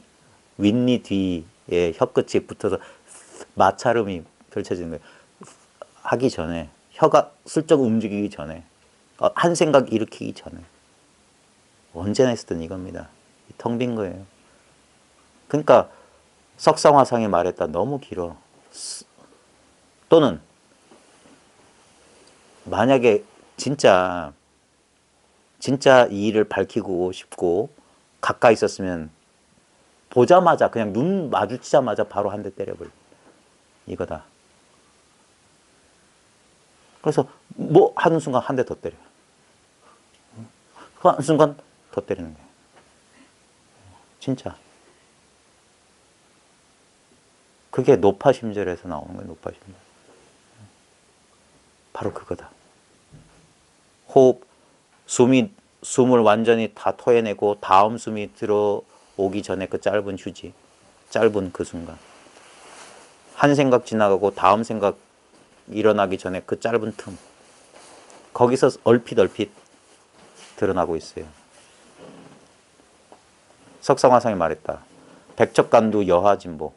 백척이나 되는 장대 끝에서 어떻게 한 걸음 더 나아갈 수 있습니까? 어떻게 한 걸음 나아갑니까? 이게 좀 옛사람들 말투라 좀 우리한테는 좀 감이 안 와닿잖아요. 그러니까 백척간두라는 게 척이 30cm니까 30cm 곱하기 엄청 높을 거예요. 좌우지가. 저같이 고소공포 있는 사람은 못 갈 텐데 백척이나 되는 장대 끝에서 어떻게 한 걸음 나아가냐. 근데 백척간두가 이게 일종의 비유와 상징이잖아요. 예? 백척간두라는 건 뭐냐면 상당히 도달하기 힘든 장소잖아요. 예? 그리고 까딱 잘못하면 죽는 거. 이도저도 꼼짝달싹 못하는 자리가 백척간두거든요. 백척간두. 백척간두라고 말하는 것은 뭐냐면 아까 말했듯이 숨을 내쉬었는데 다음 숨이 들어오기 전에 그 짧은 틈. 그 다음에 한 생각이 사라지고 다음 생각이 일어나기 전에 그 짧은 틈. 있는 것도 아니고 없는 것도 아니고 이것도 아니고 저것도 아니고. 그게 백척간두예요. 어떻게도 손댈 수 없는 자리. 어떻게도 안 되는 거. 근데 거기서 어떻게 한 걸음 더 나가냐. 왜 한 걸음 더 나아가냐고 하냐면 이 공부하다 보면은 그 사람마다 조금씩 다른데 이런 경우가 있습니다. 그 망상이 사라지긴 사라졌어. 그러니까 망상이 죽어버렸어. 망상이 이건 좀 뭐냐면 망상은 아닌데 자기가 체험한 그것에 대해서 아무것도 모르는 자기가 그러니까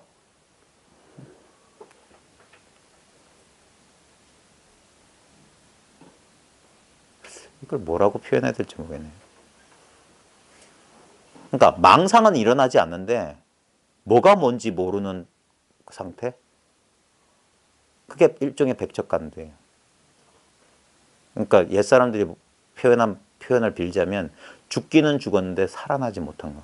망상이 죽긴 죽었어. 그래서 이상해. 예전과는 달라졌어. 웬만한 일에는 이제 마음도 동하지 않고 마음이 편안하고 고요해졌어. 근데 이게 뭔지 모르겠어. 뭔진 모르겠지만 어떤 특정한 자리가 있는 것 같고 여기 있으면 아무 문제가 없는 것 같고 그래서 자꾸 이 자리로 무슨 경계만 오면 이것 하든지 뭐 어떻게 허벅지를 치든지 해서 그 일 없는 자리로 자꾸 돌아가는 자리가 있어요. 처음에는 그렇게 됩니다. 처음에는 사람마다 다 똑같은 건 아닌데 저는 안 그랬어요. 저는 그러지 않았는데 제 주변에서 공부하시던 분이나 저를 가르쳐 주셨던 분 가운데 보면 그분의 경험담 보면은 이 일 없는 자리가 있어요. 일 없는 자리. 망상은 일어나지 않는데 그래서 거기 들어가면 참 고요한데 편하고 고요한데 근데 뭐냐면 거기 나오면 또 다른 경계에 있으면 또 흔들려요. 그래서 그런 경험을 하게 되면 자꾸 뭐냐 그 속으로 들어가려고 그러거든요. 그 속으로 들어가려고. 예. 그게 백척간대. 꼼짝달싹 못하는 자리. 예. 근데 거기에 머물면 안 된다 이 말이에요. 어떻게 한 걸음 더 나아갑니까? 그 처음에 이 공부하는 사람들의 10중 8구 아주 보편적인 게 뭐냐면 처음에 어떤 번쩍하는 체험을 해요. 번쩍하는 체험. 그 아주 찰나의 순간 모든 문제가 해결되는, 그래서 쾌활하고 그걸 경안이라고 했거든요. 옛 초기 경전에서는 가벼울 경자에 편안을 안재. 실제로 그런 체험을 하게 되면 갑자기 모든 인생의 짐에서 싹,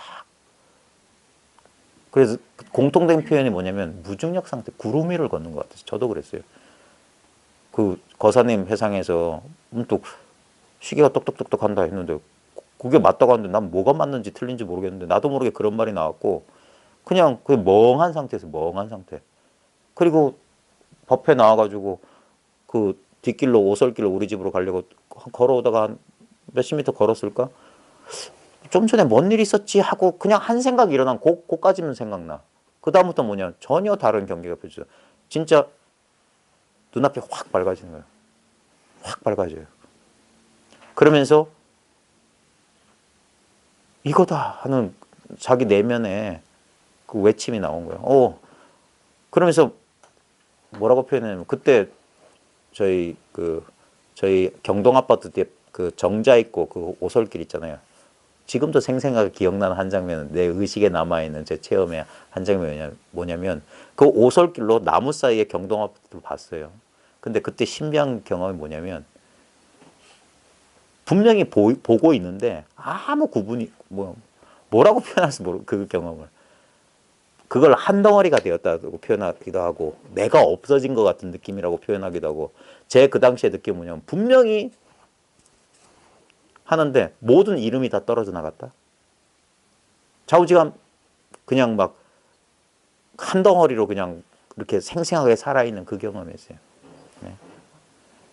그러고 나서 이거구나 내가 이거구나라고 이 한 생각이 일어나자마자 엄청난 희열과 함께 진짜 그 어록에서 봤던 글이 그렇게 실감날 수가 없어. 뭐 120근짜리 짐을 지고 있다가 탁 짐을 내려놓은 것 같다. 너무 편안하고 그래서 제가 그때 써놓은 게 뭐냐면 구름을 밟고 어떻게 집에 1시간 걸어야만 구소동에 있던 그 당시 저희 집에 갈 수 있었는데 거사님 댁에서 어떻게 걸어갔는지 모르겠어요. 구름 속을 걷는 것 같았어요. 그러니까 근데 그게 다 뭡니까? 의식에 기록된 의식의 내용물들이에요. 없다가 생긴 것들. 내가 그 변화, 전후를 알 수 있는 것들. 사람들은 그런 걸 체험인 줄 알아요. 저도 처음엔 거기에 꼬박 속았습니다. 물론 그런 체험이 있습니다. 체험하면 좋겠죠. 근데 그건 진짜 여기서 말하는 깨달음의 체험은 그게 깨달음 그거 아니에요. 거기서 한 걸음 더 나가야 돼요. 어떤 체험에도 머물면 안 됩니다. 그러니까 자꾸 그 체험을 하고 그 여운이 남아있을 땐 좋아요. 여운이 그 여운이 남아있을 때 사람마다 기간이 짧기도 하고 길기도 하거든요. 그 여운이 남아있으면 그러면 사람들은 처음에 여전히 분별하는 습관이 남아있기 때문에 그 여운을 법이라고 그 경계를 법이라고 처음엔 10중 8구 다 착각합니다. 그래서 한번 당해봐야 돼요. 그래가지고 나중에 이 공부한 사람들이 첫 번째 흔들리는 계기가 뭐냐면 그 경계들이 다 사라지면 흔들려요. 그때 저도 그랬어요. 한 1년쯤 지나서 완전히 경계가 사라지고 나니까 겁이 덜컥 났다니까. 내가 뭘 잊어버렸다. 내가 그게 그 분별망상의 그 전제 조건이 뭐냐면 내가 얻었다는 자기가 분별하고 있었던 거예요. 아, 내가 체험했다. 내가 법을 얻었다. 내가 법을 깨달았다. 알았다라는 생각이 있으니까 그 경계가 변하니까 그게 무상을 피할 수 없거든요. 깨달음의 체험도 무상한 거예요. 그러니까 잃어버렸다 하면서 거기서부터 다시 공부하지 않는 사람 겪지 않는 고통을 더 밑으로 내려가는 거예요. 그러니까 이건 물리법칙이에요. 높이 올라가잖아요. 위치 에너지 때문에 더 세게 떨어지고 더 떨어질 때 고통스러워요. 추락하는 것은 날았던 것만 떨어지는 거라고. 근데 자기는 몰라요. 그래서 거기 또 미망, 그 깨달음이란 미망, 깨닫고 난 뒤에 죽을 고비가 있다 이거예요. 그거 사람들 몰라요. 겪어보면 알아. 겪어보면 그래서 그 체험한 사람들이 전부 돌아다니고 있는 거예요. 여기 가서. 자기가 써요. 자기가 시원하지 않으니까. 근데 그분들한테 제가 해드린 조언은 잘 봐라. 그 체험이 아무리 대단할지라도 거기 머물면 안 된다. 그래서 처음 그런 체험을 한 사람들은 자꾸 그 체험을 자꾸 곱씹어요. 그거 망상이에요. 절대 그건 전부 죽은 거예요. 죽은 거. 이미 지나갔어요. 버스는 지나갔는데 아니에요. 그거하고 상관없어요. 그때 그래서 조금 시간 지나보면 그제서야 바보가 도 터지는 소리를 하는 거예요. 아무리 그게 대단한 경계 편안할지라도 그건 오고 가는 경계고 느낌이고 분별되는 거고 내가 알 수 있는 거구나. 근데 진리라고 하는 건 왜 불이법이라고 하는지 왜 나라고 하는지 이건 오지도 가지도 않은 그거구나. 이거는 그런 견해가 있어서 알게 되는 게 아니라 그걸 자기가 그래서 문득 그 사실을 돌아보게 돼요. 자기가 그 고통을 겪었기 때문에. 자기가 잃어버렸다고 한참 또 불안에 떨고 그러니까 나름대로 또 노력합니다. 아직 쉬지를 못하는 거예요. 그래서 이 일을 밝히지 못한 사람은 정말 죽을 힘을 다해서 어떤 면에서는 추구해야 돼요. 저도 그랬어요. 저는 근데 참 웃긴 건 다 그렇게 공부했는데 사람들한테 이걸 얘기할 땐 그러지 말라고 가르쳐요.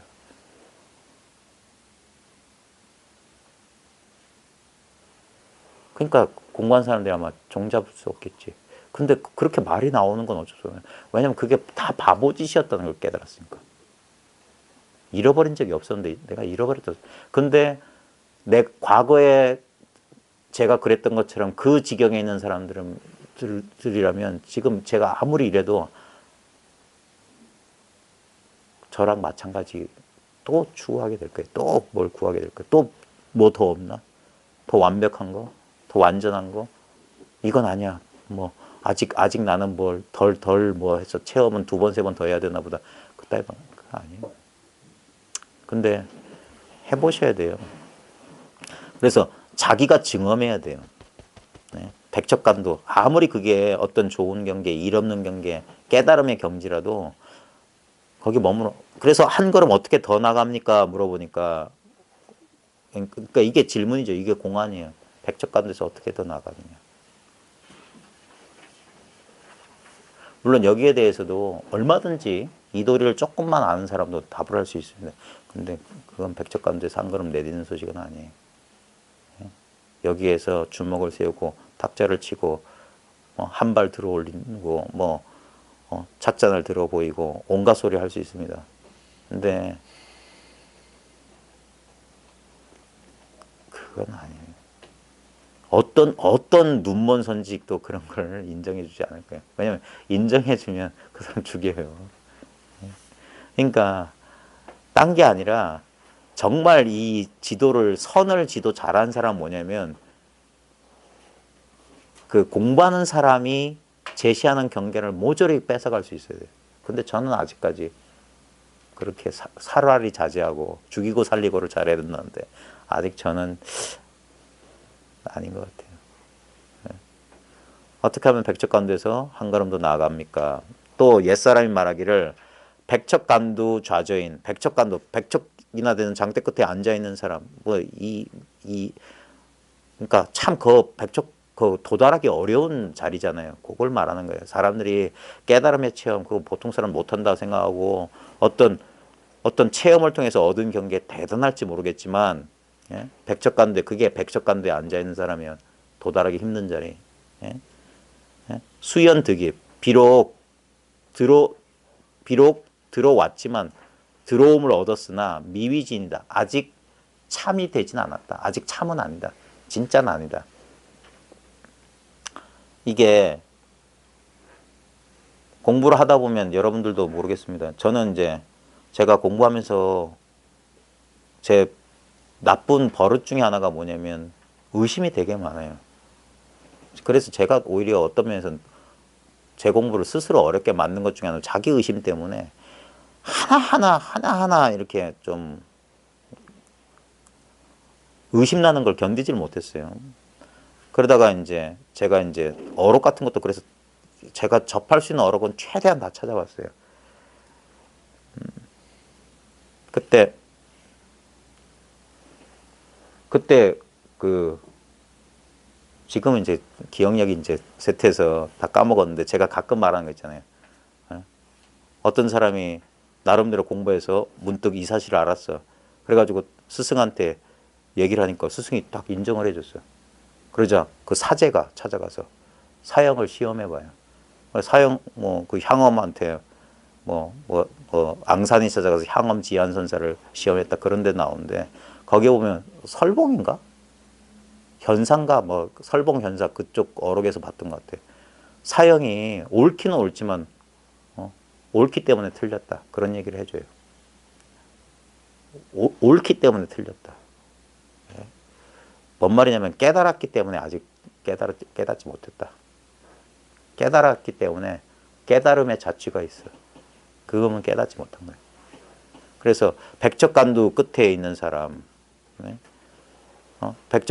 백척간두 끝에 앉아 있는 사람이 비록 이 도에 들어오긴 들어왔어. 하지만 아직 아니다.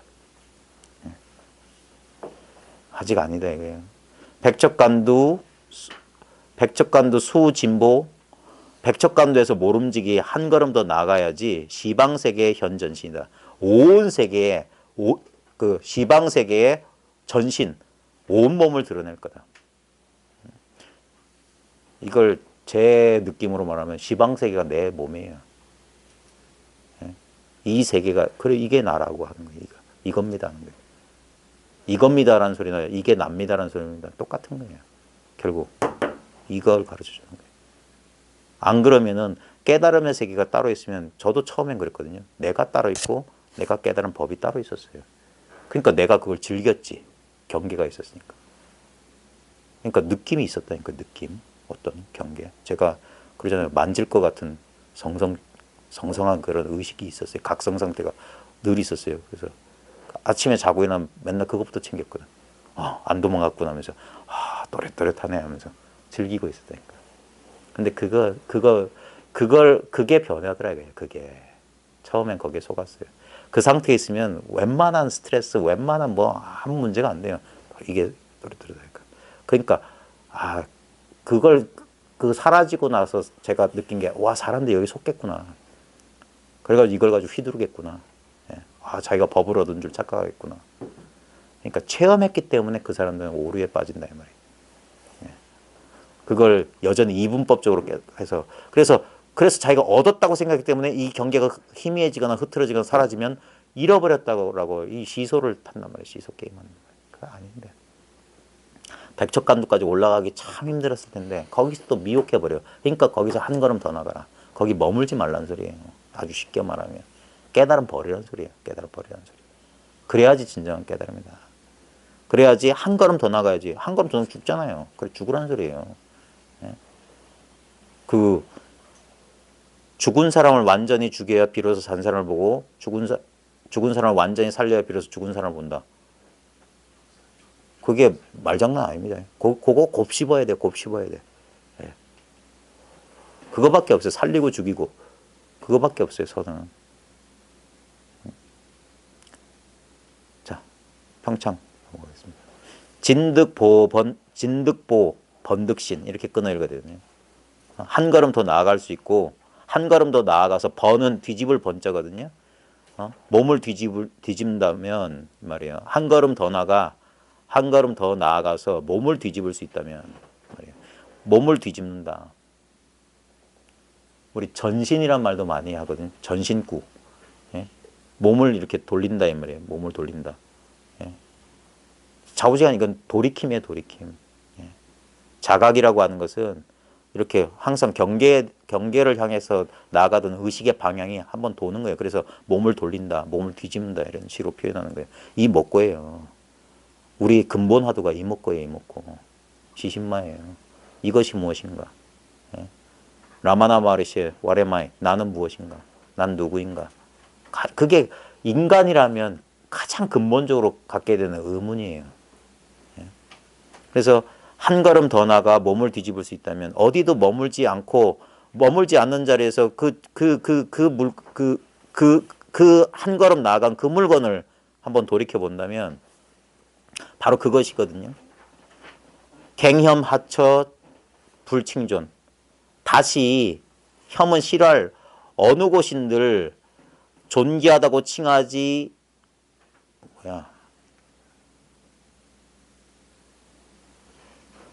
다시 어떤 곳인든 싫어하여서 존귀하다고 칭하지 아니하겠는가. 그러니까 만약에 한 걸음 더 나가서 몸을 뒤집는다면 두두물물이 다 존귀하다 이 말이에요. 예? 어찌 어느 곳인들 어떤 곳이 싫어한 번역을 다시 보겠습니다. 예.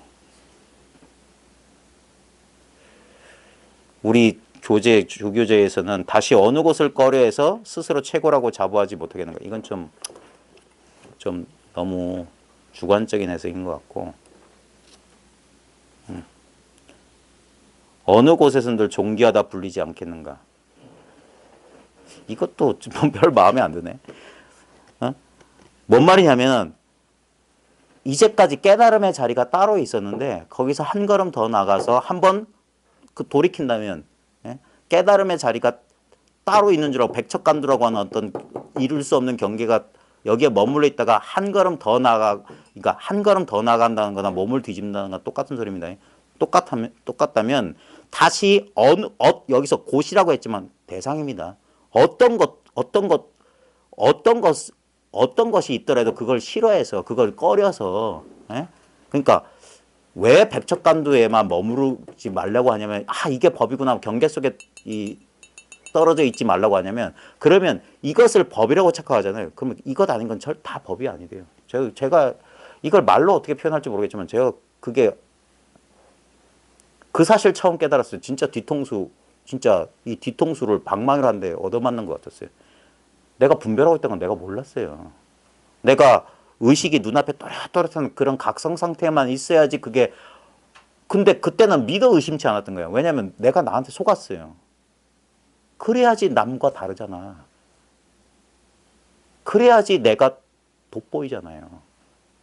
내가 주재하는 것 같고 내가 통제하는 것 같잖아. 그런 줄 몰랐어요. 자기한테 속았어. 그게 아니었어요. 근데 이 말이 여러분들이나 또는 보통 사람들이 어떻게 이해할지 모르겠지만 저한테는 그게 충격이 있어요. 우리 스님 꿈 얘기에서 모든 게 꿈이란 사실을 얘기했던 거거든요. 꿈속에서 별일이라도 결국 그거는 있지만 있는 일도 아니고 그냥 꿈이다. 좋은 일도 꿈이고 나쁜 일도 꿈이고 깨달음도 꿈이고 깨닫지 못함도 꿈이다. 누구나 할 수 있는 말인데 그 말이 진짜 저로 하여금 몸을 뒤집게 했어요. 그러면 내 꼬라지를 보게 그제서야 깨달아. 내가 분별하고 있다는 사실을 깨달았을 때 사라졌어요. 이게 비춰보면 사라진다는 조견 오온 개공이란 말이 그거. 그게 공인 줄 몰랐던 거예요. 난 그 깨달음이야말로 이걸 내가 이런 체험을 하려고 내가 몇 년 그게 뭐냐. 체험했을 땐 그런 거 없었어요. 그런 거 저런 거 없었어요. 그냥 이해할 수 없는 어떤 일이 벌어졌을 뿐인데 그 뒤에 여전히 그 습관, 이 생각의 습관이 딱 달라붙는 거라. 끈끈이처럼. 그 에이리언 시리즈에 보면 그 기생충 같은 게 막 사람 숙주 몸에 들러붙잖아요. 없애버린 줄 알았는데 끝까지 사람 또 나를 숙주로 삼는 거라. 그러면서 내가 그것에 조종받는 줄 몰라요. 그러다가 근데 다행스러운 게 그래서 고통이라는 성스러운 진료입니다. 내가 깨달음에 집착하고 있을 때 그 집착이 무상하기 때문에 유지가 안 되거든요. 그러니까 고가 오는 거예요. 불만족이 오는 거야. 두카야. 괴로워. 그제서야 이것을 스스로 내려놓게 되면서 어떤 인연에 또 한 번 돌이킴이 오는 거예요. 그러면 어떤 것인들 꺼려서 존귀하다고 하지 않겠느냐. 어떤 것인들 존귀하지 않은 게 있겠느냐. 두두물물이 바로 이것이 된다 이 말이에요. 아까 시방세계의 현전신 이걸 말하는 깜짝 놀랐어요. 깨달음이란 기준이 사라지니까 깨달음 아닌 게 없어져요. 예전에는 마음이 불편하고 막 짜증이 일어나고 그런 거 공부하는 사람이 그랬다고. 아니에요. 그게 도예요. 진짜. 도 아닌 게 없어. 꿈속에서 꿈 아닌 거 없어. 꿈속에서 울어도 꿈이요. 꿈속에서 웃어도 꿈이야. 꿈속에서 왕이 돼도 꿈이요. 꿈속 거지가 돼도 꿈이야. 꿈 아닌 게 없어. 마음 아닌 게 없어. 내 눈앞에 이 의식이 아닌 게 없어요. 만법유식입니다. 온갖 현상은 오로지 의식일 뿐이다. 삼계는 유식입니다. 과거, 현재, 미래, 여기저기, 거기, 시간과 공간은 모두 마음이 드러난 거예요.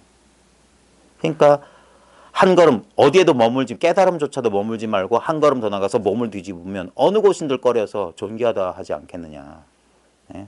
근데 거기 보십시오. 수연여시나 비록 그러하지만 거기도 못 머물게 해요. 차도하라. 자 말해봐라. 백척간두 여하진보. 또 고치게서 했던 공안을 그 질문을 다시 하는 거예요. 백척간두에서 어떻게 나아가겠느냐. 그래 놓고 사 그랬어요. 사. 이게 목매일 사자예요. 목매일 사자. 그러니까 말하고 싶지만 목이 꽉 막히는 거예요. 어떻게 백척간두에서 나아가겠느냐. 여기에 대해서 제가 예전처럼 한마디 해보십시오 하면 여러분 한마디 하겠죠. 그러면 안 돼요. 진짜는. 말하려고 할 때 그 목구멍을 꽉.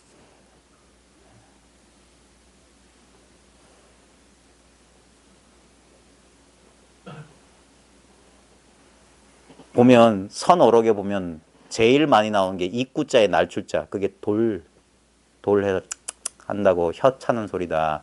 그 다음에 그 입구자에 오랑캐 이자에서 이라는 소리도 있어요. 전부 다 뭐냐, 혀 차거나 이런 소리예요. 그냥 그런 소리. 아무 뜻 없는 소리예요. 그게 뭐냐, 이 자리를 어떻게 하면 백척간두에서 한 걸음 더 나가겠습니까? 말 못해. 근데 이 말할 수 없는 걸 말로 표현하기 위해서 어쩔 수 이런 재주를 돌, 이, 사, 뭐 이런 식의 표현을 하는 겁니다. 그러니까 그 표현에 얽매이지 마시고 자기가 그 심경으로 가야 돼요. 그 심경으로. 자, 그래놓고 송에 보면 할각정문한, 할자는 눈멀 할자예요. 눈멀게 할자. 각자는 뭐뭐 해버리다. 보세요. 그러니까 정문은 요 정술이 끝입니다. 우리 백회. 옛날에는 깨달음의 눈이 마해수라라고 해가지고 뭐 있잖아요. 그 뭐 요 제3의 눈 해가지고 이게 뭐 그런 눈이 있다고 했는데 이 정수리에 있는 눈 이게 깨달음을 상징하거든요. 깨달음의 눈이 멀어서 이 말이에요. 깨달음의 눈을 멀게 하고 또는 깨달음의 눈이 정확한 직역은 깨달음의 눈을 멀게 하고 그다음 차기는 잘못 인식했다. 잘못 알아차렸다 이 말이에요. 정반성. 그 예전에 우리 이렇게 저울 있잖아요. 저울 할 때 보면 0점 맞춰야 되잖아요. 그게 정반성이 뭐냐, 0을 가리키는 저울이거든요. 그러니까 법을 상징하는 게 정반성은 여기도 저기도 물건을 안 올린 상태에 이게 별 모양의 무슨 표시가 있을 때 그래 정반성이라고 하는데, 그러니까 정수리의 눈, 이 법의 눈을 멀게 하고 이 법의 이 그 저울을 잘못 저울 끝을 잘못 읽었다. 반신능사명. 반도 버리다는 뜻이고 사도 버리다는 거죠. 몸도 버리고 능히 몸을 버리고 능히 목숨을 버릴 수 있다 할지라도 이 말이에요. 일맹이 인중맹이다. 한 맹인이 여러 맹인을 이끌 뿐이다. 자, 여기 보면은 지금 백척간두에서 어떻게 한 걸음 더 나아가느냐, 여기에 대해서 이분이 여기 힌트를 주기 위해서 송을 했거든요. 여기 보면 이걸 두 가지로 이 시를 송을 해석할 수 있습니다. 이건 뭐냐면 아직 이 깨닫지 못한 사람들을 위해서는 이렇게 말해 주세요. 할각정문한, 이 깨달음의 눈이 멀어서 아직 이 사실을 몰라서 백척간두에서 한 걸음 나간 도리를 모른다면 이 법의 눈이 어두워진 거고 이 법의 이 저울을 잘못 읽은 거다. 그래서 아무리 몸과 목숨을 버릴 수 있다 할지라도 그건 이걸 모르면 한 맹인이 여러 맹인을 이끄는 꼴이다. 이런 식으로 약간 비판적으로 말한 것일 수 있고, 만약에 깨달은 사람의 입장, 진짜 백척간두에서 한 걸음 더 나가는 사람의 입장에서 읽으면 이겁니다. 깨달음의 눈을 멀게 해야 돼. 깨달음 없어야 돼. 그래서 스스로 깨달음의 눈을 멀게 하고 그 다음에 이 저울의 받침을 잘못 읽는다. 왜냐하면 만약에 뭔 말이냐면 이게 만약에 이게 0이다. 이게 도다라는 게 있잖아요. 그러면 이건 도가 아니게 돼요. 그러니까 깨달음의 기준이 사라진다 이 말이에요. 착인 정반성. 깨달음이란 저울의 기준점을 없애라 이 말이에요. 예? 그러면 모든 게 0에 가도 10에 가도 100에 가도 똑같다 이 소리예요. 예? 그러면 그게 반신, 몸도 버리고 목숨도 능히 버리는 거예요. 그러면 한 맹인이 묻맹인을 이끈다는 게 뭐냐면, 이 맹인이 뭐냐면 어리석다는 뜻이 아니라 분별 없는 사람이 모든 사람들을 분별 없게 만든다. 이렇게도 해석할 수 있습니다. 예. 그러니까 이것은 깨닫지 못한 입장에서도 의미가 있는 말이 되는 거고, 진짜 이 깨달음의 자취를 없앤 사람의 입장에서도 그렇게 말할 수가 있습니다. 왜냐하면 우리는 자꾸 어떤 걸 고정화시키려고 그래요. 그게 안주하려고 하는 습성이 있거든요. 우리 왜 저 초기 교단 석가모니가 처음 했을 때 같은 나무 아래 사흘을 머무르지 마라. 우리 인간은 이게 본능적으로 그래요. 어딘가 의지처를 구해요. 그래서 그 마왕을 초기 그 경전에서 파순이 그 마라를 상징하는 말이 집 짓는 자예요. 집 짓는 자. 이렇게 머무르려고 하는 거. 머물지 말라는 소리예요. 재밌는 것은 기독교에서도 그렇게 말합니다. 그 성전을 허문다, 집을 허문다라는 표현 써요. 도마복음에도 집 부순다는 얘기가 나오거든요. 우린 자꾸 그렇게 어딘가 집 짓고 들어앉으려고 그러는데 그러면 안 되는 거예요. 제가 지금 요번 간두진보라는 측에서 보면 여기서는 솔직히 뭐냐면 깨달음 이후에 대한 얘기를 하고 있는 거거든요. 백척간두까지 올라가는 거 대단한 거죠. 보통 사람 못 올라가요. 거기서는 앞으로도 나갈 수 없고 뒤로도 전후좌우로 꼼짝달싹 못하는, 그게 좋기는 좋지만, 예? 그게 보통 사람들이 할 수 없는 그 경지이긴 하지만 거기 머물면 안 된다는 거예요. 어떤 자기만의 공부, 경계, 체험이란 게 있어가지고 거기에 머물지 말란 소리예요. 그럼 어떻게 나아갈래? 예? 어떻게 한 걸음 나아갈 것인가?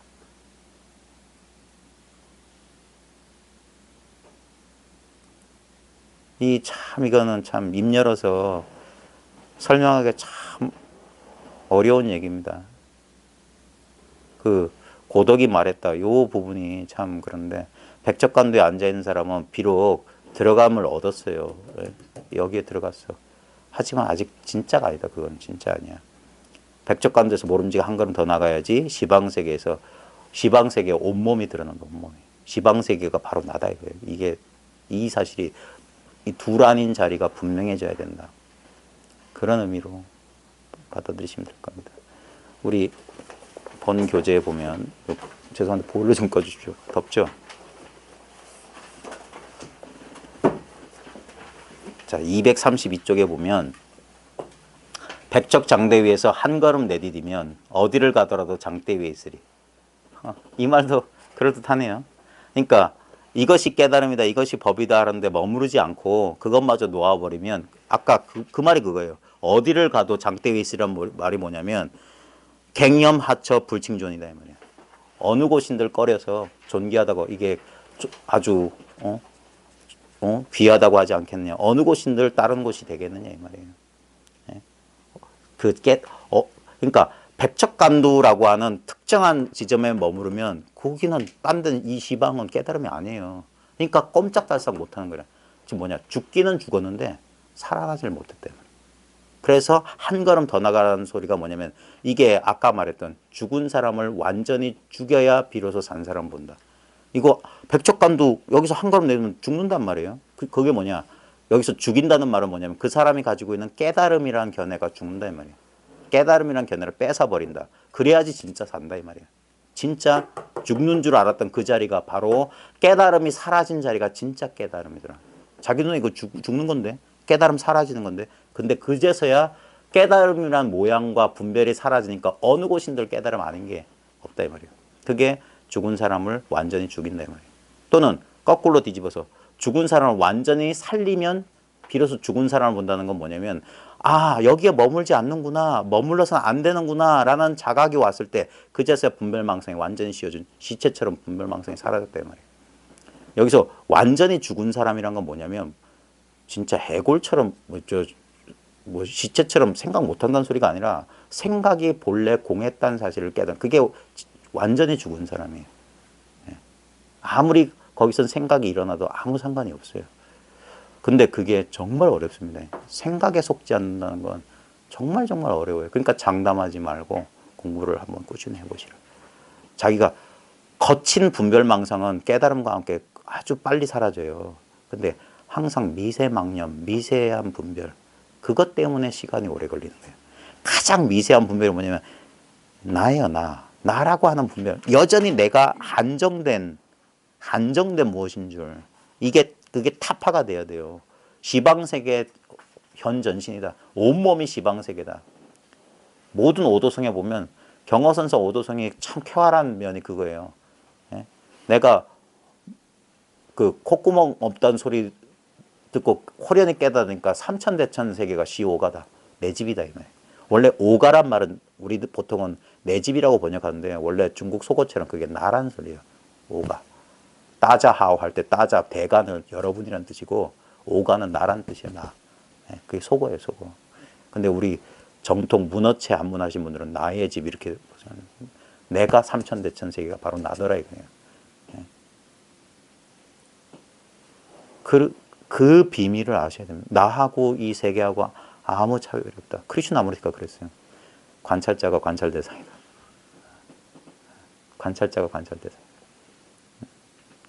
내가 곧 세계다. 그랬어요. 그분도. 제가 19살 때 그분 책 읽고 말은 멋있는데 하면서 밑줄은 건 한데 실감이 안 나는데 어느 순간 저도 그 얘기를 하고 있어요. 이게 나다. 나라고 하는 것은 제한되어 있지 않다.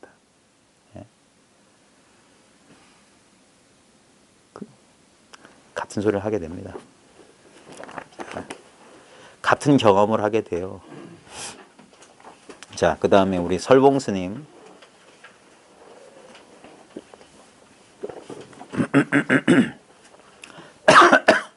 설봉평성에 보면 269쪽에 예를 들어 백척간도에서 나아가면 길이 없고 물러서면 어긋나며 망설이면 목숨을 잃는 것과 같다. 이분은 나름대로 이제 자비방편을 쓰신 거예요. 지금 이 공안의 주된 질문이 그거잖아요. 백척간도에서 어떻게 나아갈래? 이렇게 묻잖아요. 그러면 그런 질문에 보면 우리는 그게 미끼라는 사실을 몰라요. 그래서 자기도 모르게 반응을 보이거든요. 근데 이분은 그래서 그걸 이제 모든 선지식이 그래요. 설봉 스님도 여기에 뭐 특별한 뜻이 있는 게 아니라 여기서는 어떻게 나아갈래 하니까 거기에 속을까봐 이분이 친절하게 이렇게 토를 달아주신 거예요. 백척간도에서 나가면 길이 없고, 길이 없다. 물러서면 어긋난다. 그렇다고 이렇게 그럼 나가는 것도 아닌가? 물러서도 안 돼. 그 다음에 망설이면 목숨을 잃는다. 그러니까 이분이 뭐냐면 진짜 백척간도 끝까지 우리를 밀어넣는 거예요. 그러니까 스스로 한 걸음 더 내딛게. 이렇게도 못하고 저렇게도 못하고 해줄 수 있는 게 그거밖에 없어요. 해줄 수 있는 게 이렇게도, 왜냐하면 자기가 답이기 때문에 자기가 깨우치지 않으면 안 돼요. 그러니까 깨우치기 위해서 하는 게 뭐냐면 그 사람이 의지하고 있는 걸 다 뺏어버리는 거예요. 그러니까 나아가면 길이 없다. 물러서면 어긋난다. 망설이면 목숨 잃는다. 이렇게 우리는 문자로 읽는데 진짜 살아있는 사람과 대면을 해가지고 매일매일 자극을 주면 아무리 공부에 진심이 없고 뜻이 없는 사람도 그 사람 발자국 소리만 들어도 가슴에 콩. 원래 그게 가나서는 원래 그랬어요. 원래 이렇게 좀 뭐라 그래. 임제 그 종풍에서는 입실해라 해가지고 그래서 사람으로 하여금 더 이상 물러나지 못하게 약간 그래서 밀어붙였어요. 그런 게 어떤 면에서는 효과가 있을지 모르지만 다 효과가 있는 겁니다. 어떤 방편이든지 다 효과가 있는 건 아니에요. 근데 이런 게 성미에 맞는 사람도 있겠지. 입실해라 해가지고 일러라 하면 진짜 두들겨 패고 모욕을 주고. 근데 예전엔 그런 식으로 분발하게 했던 거거든요. 자, 근데 여기 보십시오. 예를 들어 백척간도에 나아가면 길이 없고 물러서면 어긋나면 망설이면 목숨을 잃는 것 같다. 꼼짝달싹 못하게 해놓고 근데 만약 성미 급한 놈이 있어. 이게 성조안이에요, 성조안. 성마른 놈이라고 옛사람들이 번역했는데 성미가 아주 급한 사람. 이게 뭐냐? 아주 영리한 사람을 가리키는 거예요. 성미 급한 놈이 있어. 듣자마자 소매를 떨치고 곧 가버린다면, 예? 탁 차라고 가버린다면 그가 외짝눈을 갖추었다 하겠다. 왜냐하면 한 걸음 더 나아간다는 동, 물러선다는 동, 망설이다. 망상이다, 망상. 진실로 이 백척간도에서 한 걸음 진짜 나아가 본 사람이면 쓸데없는 소리다 이 말이에요.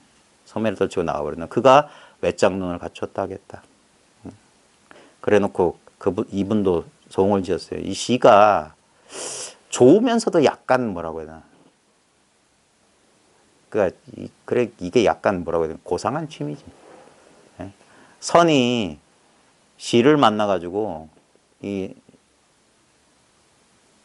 선이라고 하는 건 말할 수 없는 걸 말하는 거거든요. 예?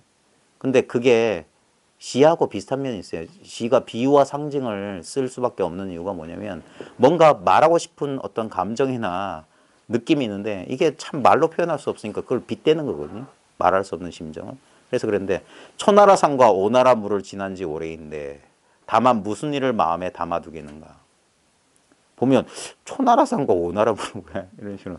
예? 사람들은 여기에 꽃박수는 뭐겠습니까? 초나라 산과 오나라의 물을 지난 지 오래다. 그 말고 설명을 해보시니까 무조건 손가락만 그러다가 잘린단 말이에요. 네? 그 맹봉 맹할 조심하라고 그랬어요. 무조건 방망이고 무조건 할이. 이걸 한번 설명해 보십시오. 초나라 산과 오나라의 물이 뭘 지금 상징하는 걸까요? 초나라의 산과 오나라의 물을 지난 지 오래인데 다시 무슨 일을 마음에 담아두겠는가?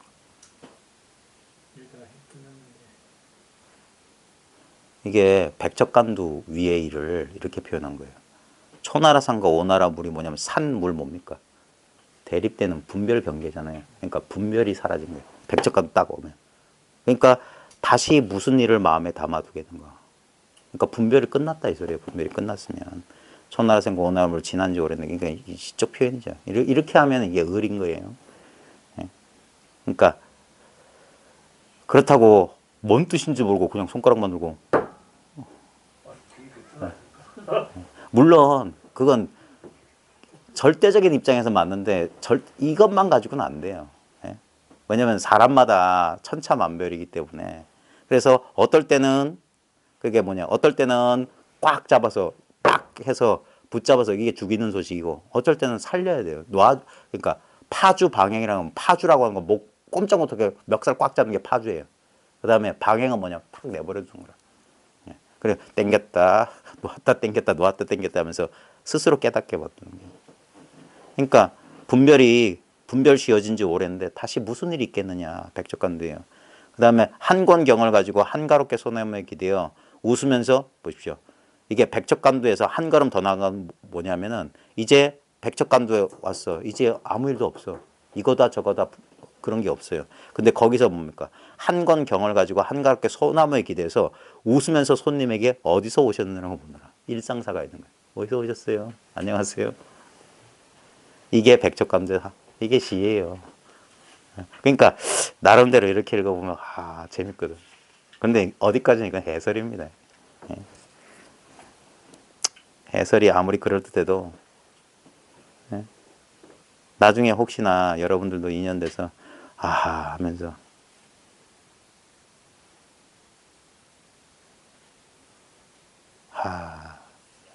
이런 뜻이구나 이제. 웃으면서 손님에게 어디서 오셨나. 요거 조금만 눈치채면 이거 알아요. 이 시지는 법을 알아.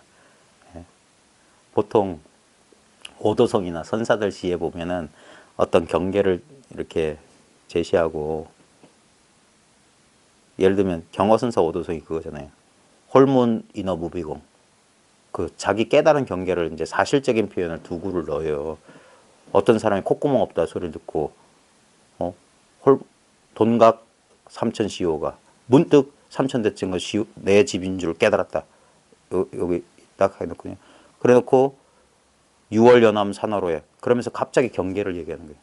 6월달 연암 산화로에 야로 들로인이 태평가를 부른다. 이런 식으로. 일 없는 데서 그런 식의 이 시 짓는 나름대로 그런 게 보이기 시작해 작법 같은 게. 그러니까 이게 백척간도 진일보 소식을 이 시로 표현한 거야. 백척간도에 딱 왔어. 초나라산과 오나라 물을 지난 지 오래야. 일 없어. 다른 다시 무슨 일을 마음에 담아 두겠는가 여기에 머물면 안 돼요. 그래서 한광경 가지고 이제 한가롭게 소나무에 기대어서 웃으면서 이제 분별한다 이 말이야. 손님에게 어디서 오셨냐. 그러면서 살아간다 이거. 다른 일이 있는 게 아닙니다. 일상사가 있어요.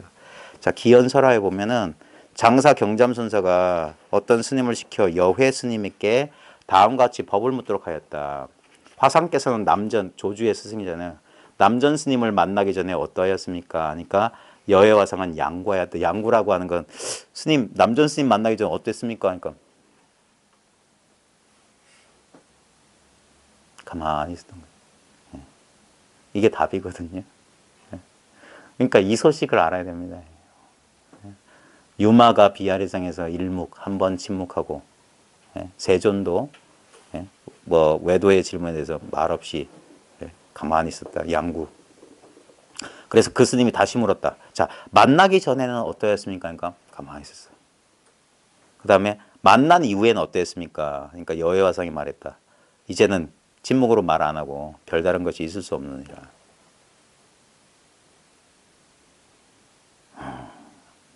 참 이거 재밌는데 이렇게 압축하고 생략하고 이 논리적 비약이잖아요. 처음에 저도 이게 선문답 같은 거 들으면 이게 뭔 소리야. 별다른 것이 없다. 이게 정말 친절한 소식이에요. 만나기 전에 어땠습니까? 만난 이후에는 어떻습니까? 별다른 게 없어. 전삼삼, 부삼삼이에요. 앞도 삼삼이고 뒤도 삼삼이야. 들어가도 30방, 나와도 30방, 말해도 30방, 말 못해도 30방. 그런 너도 30방. 이 절에 온 적 있냐? 예, 차 한 잔 마시게. 이 절에 온 적 있냐? 없는데요? 차 한 잔 마시게. 왜 선생님은 자꾸 이 사람 저 사람 차 마시라고 할까? 자네도 한 잔 마시게. 아, 이건 참. 만나기 전에 어떻습니까? 만난 이후에 어떻습니까? 별다른 게 없는데. 이것뿐이야. 그 스님이 돌아와 장사 경잠의 고안이 선사가 개성으로 말했다. 백척 장대 끝에 앉으니가 깨달아 들긴 했으나 아직 참은 아니다. 이분 보면 이렇게 공부한 사람들 위해서 이렇게 경책하는 거예요. 백척 장대 끝에서 한 걸음 더 나아가야 시방세계에 온몸을 드러내리라. 그리고 무문의 평창에 있었던 그 공안에 있었던 고덕이 장사 경정 스님의 말이네요. 평창이지. 무문의 평창에. 그대로 이제 따라했네. 그러면 마치 이거 보면은 그 여외 화상을 비판한 것처럼 보이는데 그게 아닙니다. 그 뒤에 보십시오. 실제로는 이 말을 한 까닭이 요 밑에 있는 스님 지금 왔다 갔다 하면서 질문하는 스님 깨우치기 위한 거예요. 그래서 그 스님이 다시 물었다. 백척 장대 끝에서 어떻게 한 걸음 더 나갑니까? 지금 이 공안 그대로잖아요. 어떻게 하면 한 걸음 더 나갑니까? 그러니까 선사가 대답했다. 낭주의 산이여 예주의 물이니라. 우리식으로 하면 뭐라고 해야 될까요? 우리식으로 하면은 아마 모르긴 몰라도 낭주에는 산이 유명하고 예주에는 아마 물 같은 게 유명했던 모양이에요. 그 얘기한 겁니다.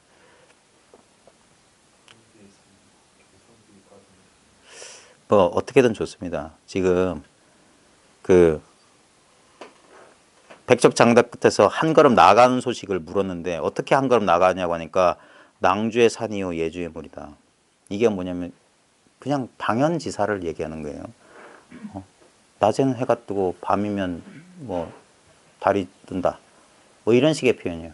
여름엔 덥고 겨울엔 춥지. 이런 식의 표현이에요. 어떻게 하면 백척 장대 끝에서 한 걸음 더 나갑니까? 거기에 그런 도리가 있는 게 아닙니다. 예?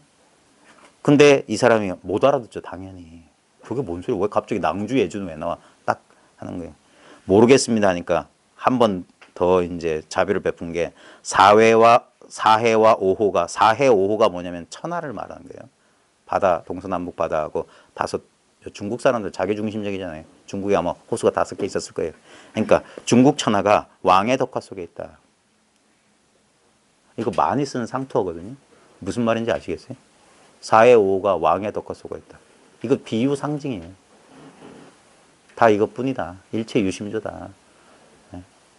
어디를 간든 중국 천하 어디를 간든 천자의 땅이다 이 소리예요. 하나님 나라다. 어디를 간다 한들 다 하나님 나라를 벗어나 있지 않다. 그러니까 이게 이 공안에 대한 일종의 힌트라고 제가 적어놓은 거예요. 어떻게 하면 장대 끝에서 백척간도에서 한 걸음 더 나갑니까? 깨달음에도 머물지 않은 그 소식이 뭡니까? 그러니까 겨울엔 춥고 여름엔 덥습니다. 유자는 뭐 노랗고 딴 거 없네. 차는 빨갛다? 뭐 이런 식의 말이죠. 근데 이건 참 입을 열어서 말하니까 그러니까 아까 그러니까 이거예요. 그러니까 목구멍 막힐 사자를 쓰는 거예요. 입 열기 전이다. 예. 이미 우리는 온 천하에 자기 온몸을 드러내고 있어요. 시방세계에. 그 다음에 우리나라는 이 설봉스님하고 만공스님이 일화예요. 이 설봉스님이 만공스님 제자거든요. 이분이 50대쯤 제가 정확히 모르겠는데 50대쯤 견성한 걸로 제가 알고 있어요.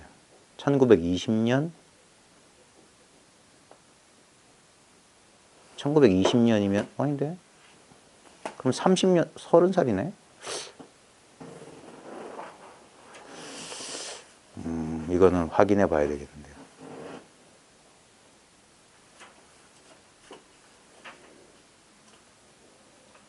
(25세)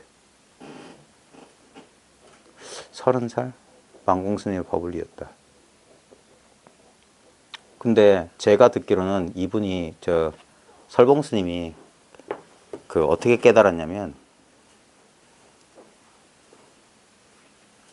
설봉대전에 나왔던가? 지금 기억에 혼선이 와가지고 막 헷갈린데 누구 대화하는 소리 듣고 깨달았다고 제가 그래서 만공스님한테 인간은 받았거든요. 그래가지고 만공어록 뒤에 보면 만공스님이 인간 제자들 이름이 있어요. 50명 정도 돼요. 그 중에 이제 설봉 항몽스님이라고 있었는데 이분이 그래가지고 인가 받고 남하를 해요.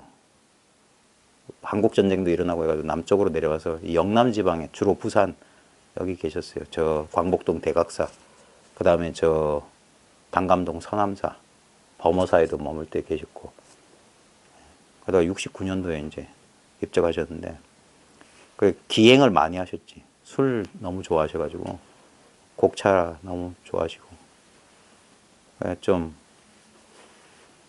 그랬던 분이에요. 근데 그분이 제가 이제 우리 스님한테 그 설봉 스님, 우리 스님이 19살 때 설봉 스님 시봉을 했었거든요. 그러니까 설봉 스님이 가끔 해주셨던 말이에요. 뭐냐면 자기가 깨닫기 전에 경본거하고 깨달은 이후에 경본게 완전히 달랐다. 이전에도 경을 많이 이분이 일제시대 때 고등 문관 출신이었거든요.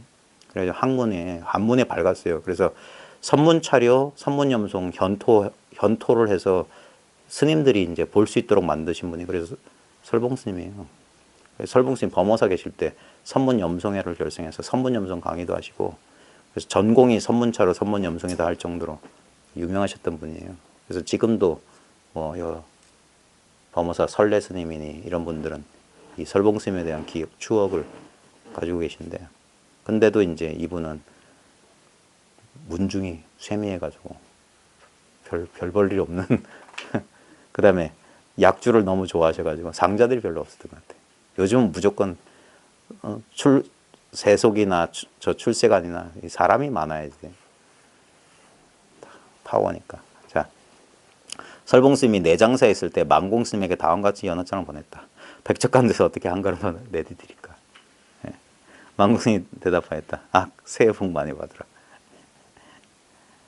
이게 무슨 아이들 말장난도 아닌 것 같이 모르겠지만 한번 이 말에는 별 뜻이 없습니다. 뭐 새해 복 많이 받으라고 한들 저 같으면 만약에 누가 진짜 제 면전에서 그런다면 바로 거기서 즉각 작용을 했을 거예요.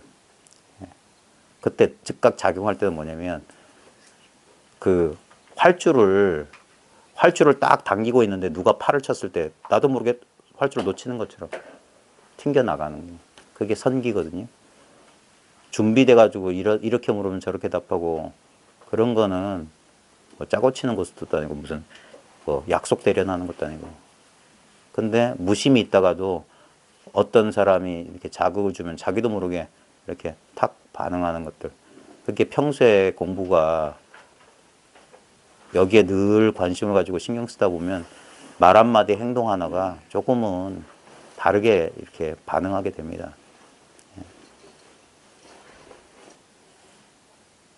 그래, 저로서는 참 모르겠습니다. 여러분들이 정말 지금 이상하게 빠지지 않고 나오시니까 계속 나오시는구나 하고는 있는데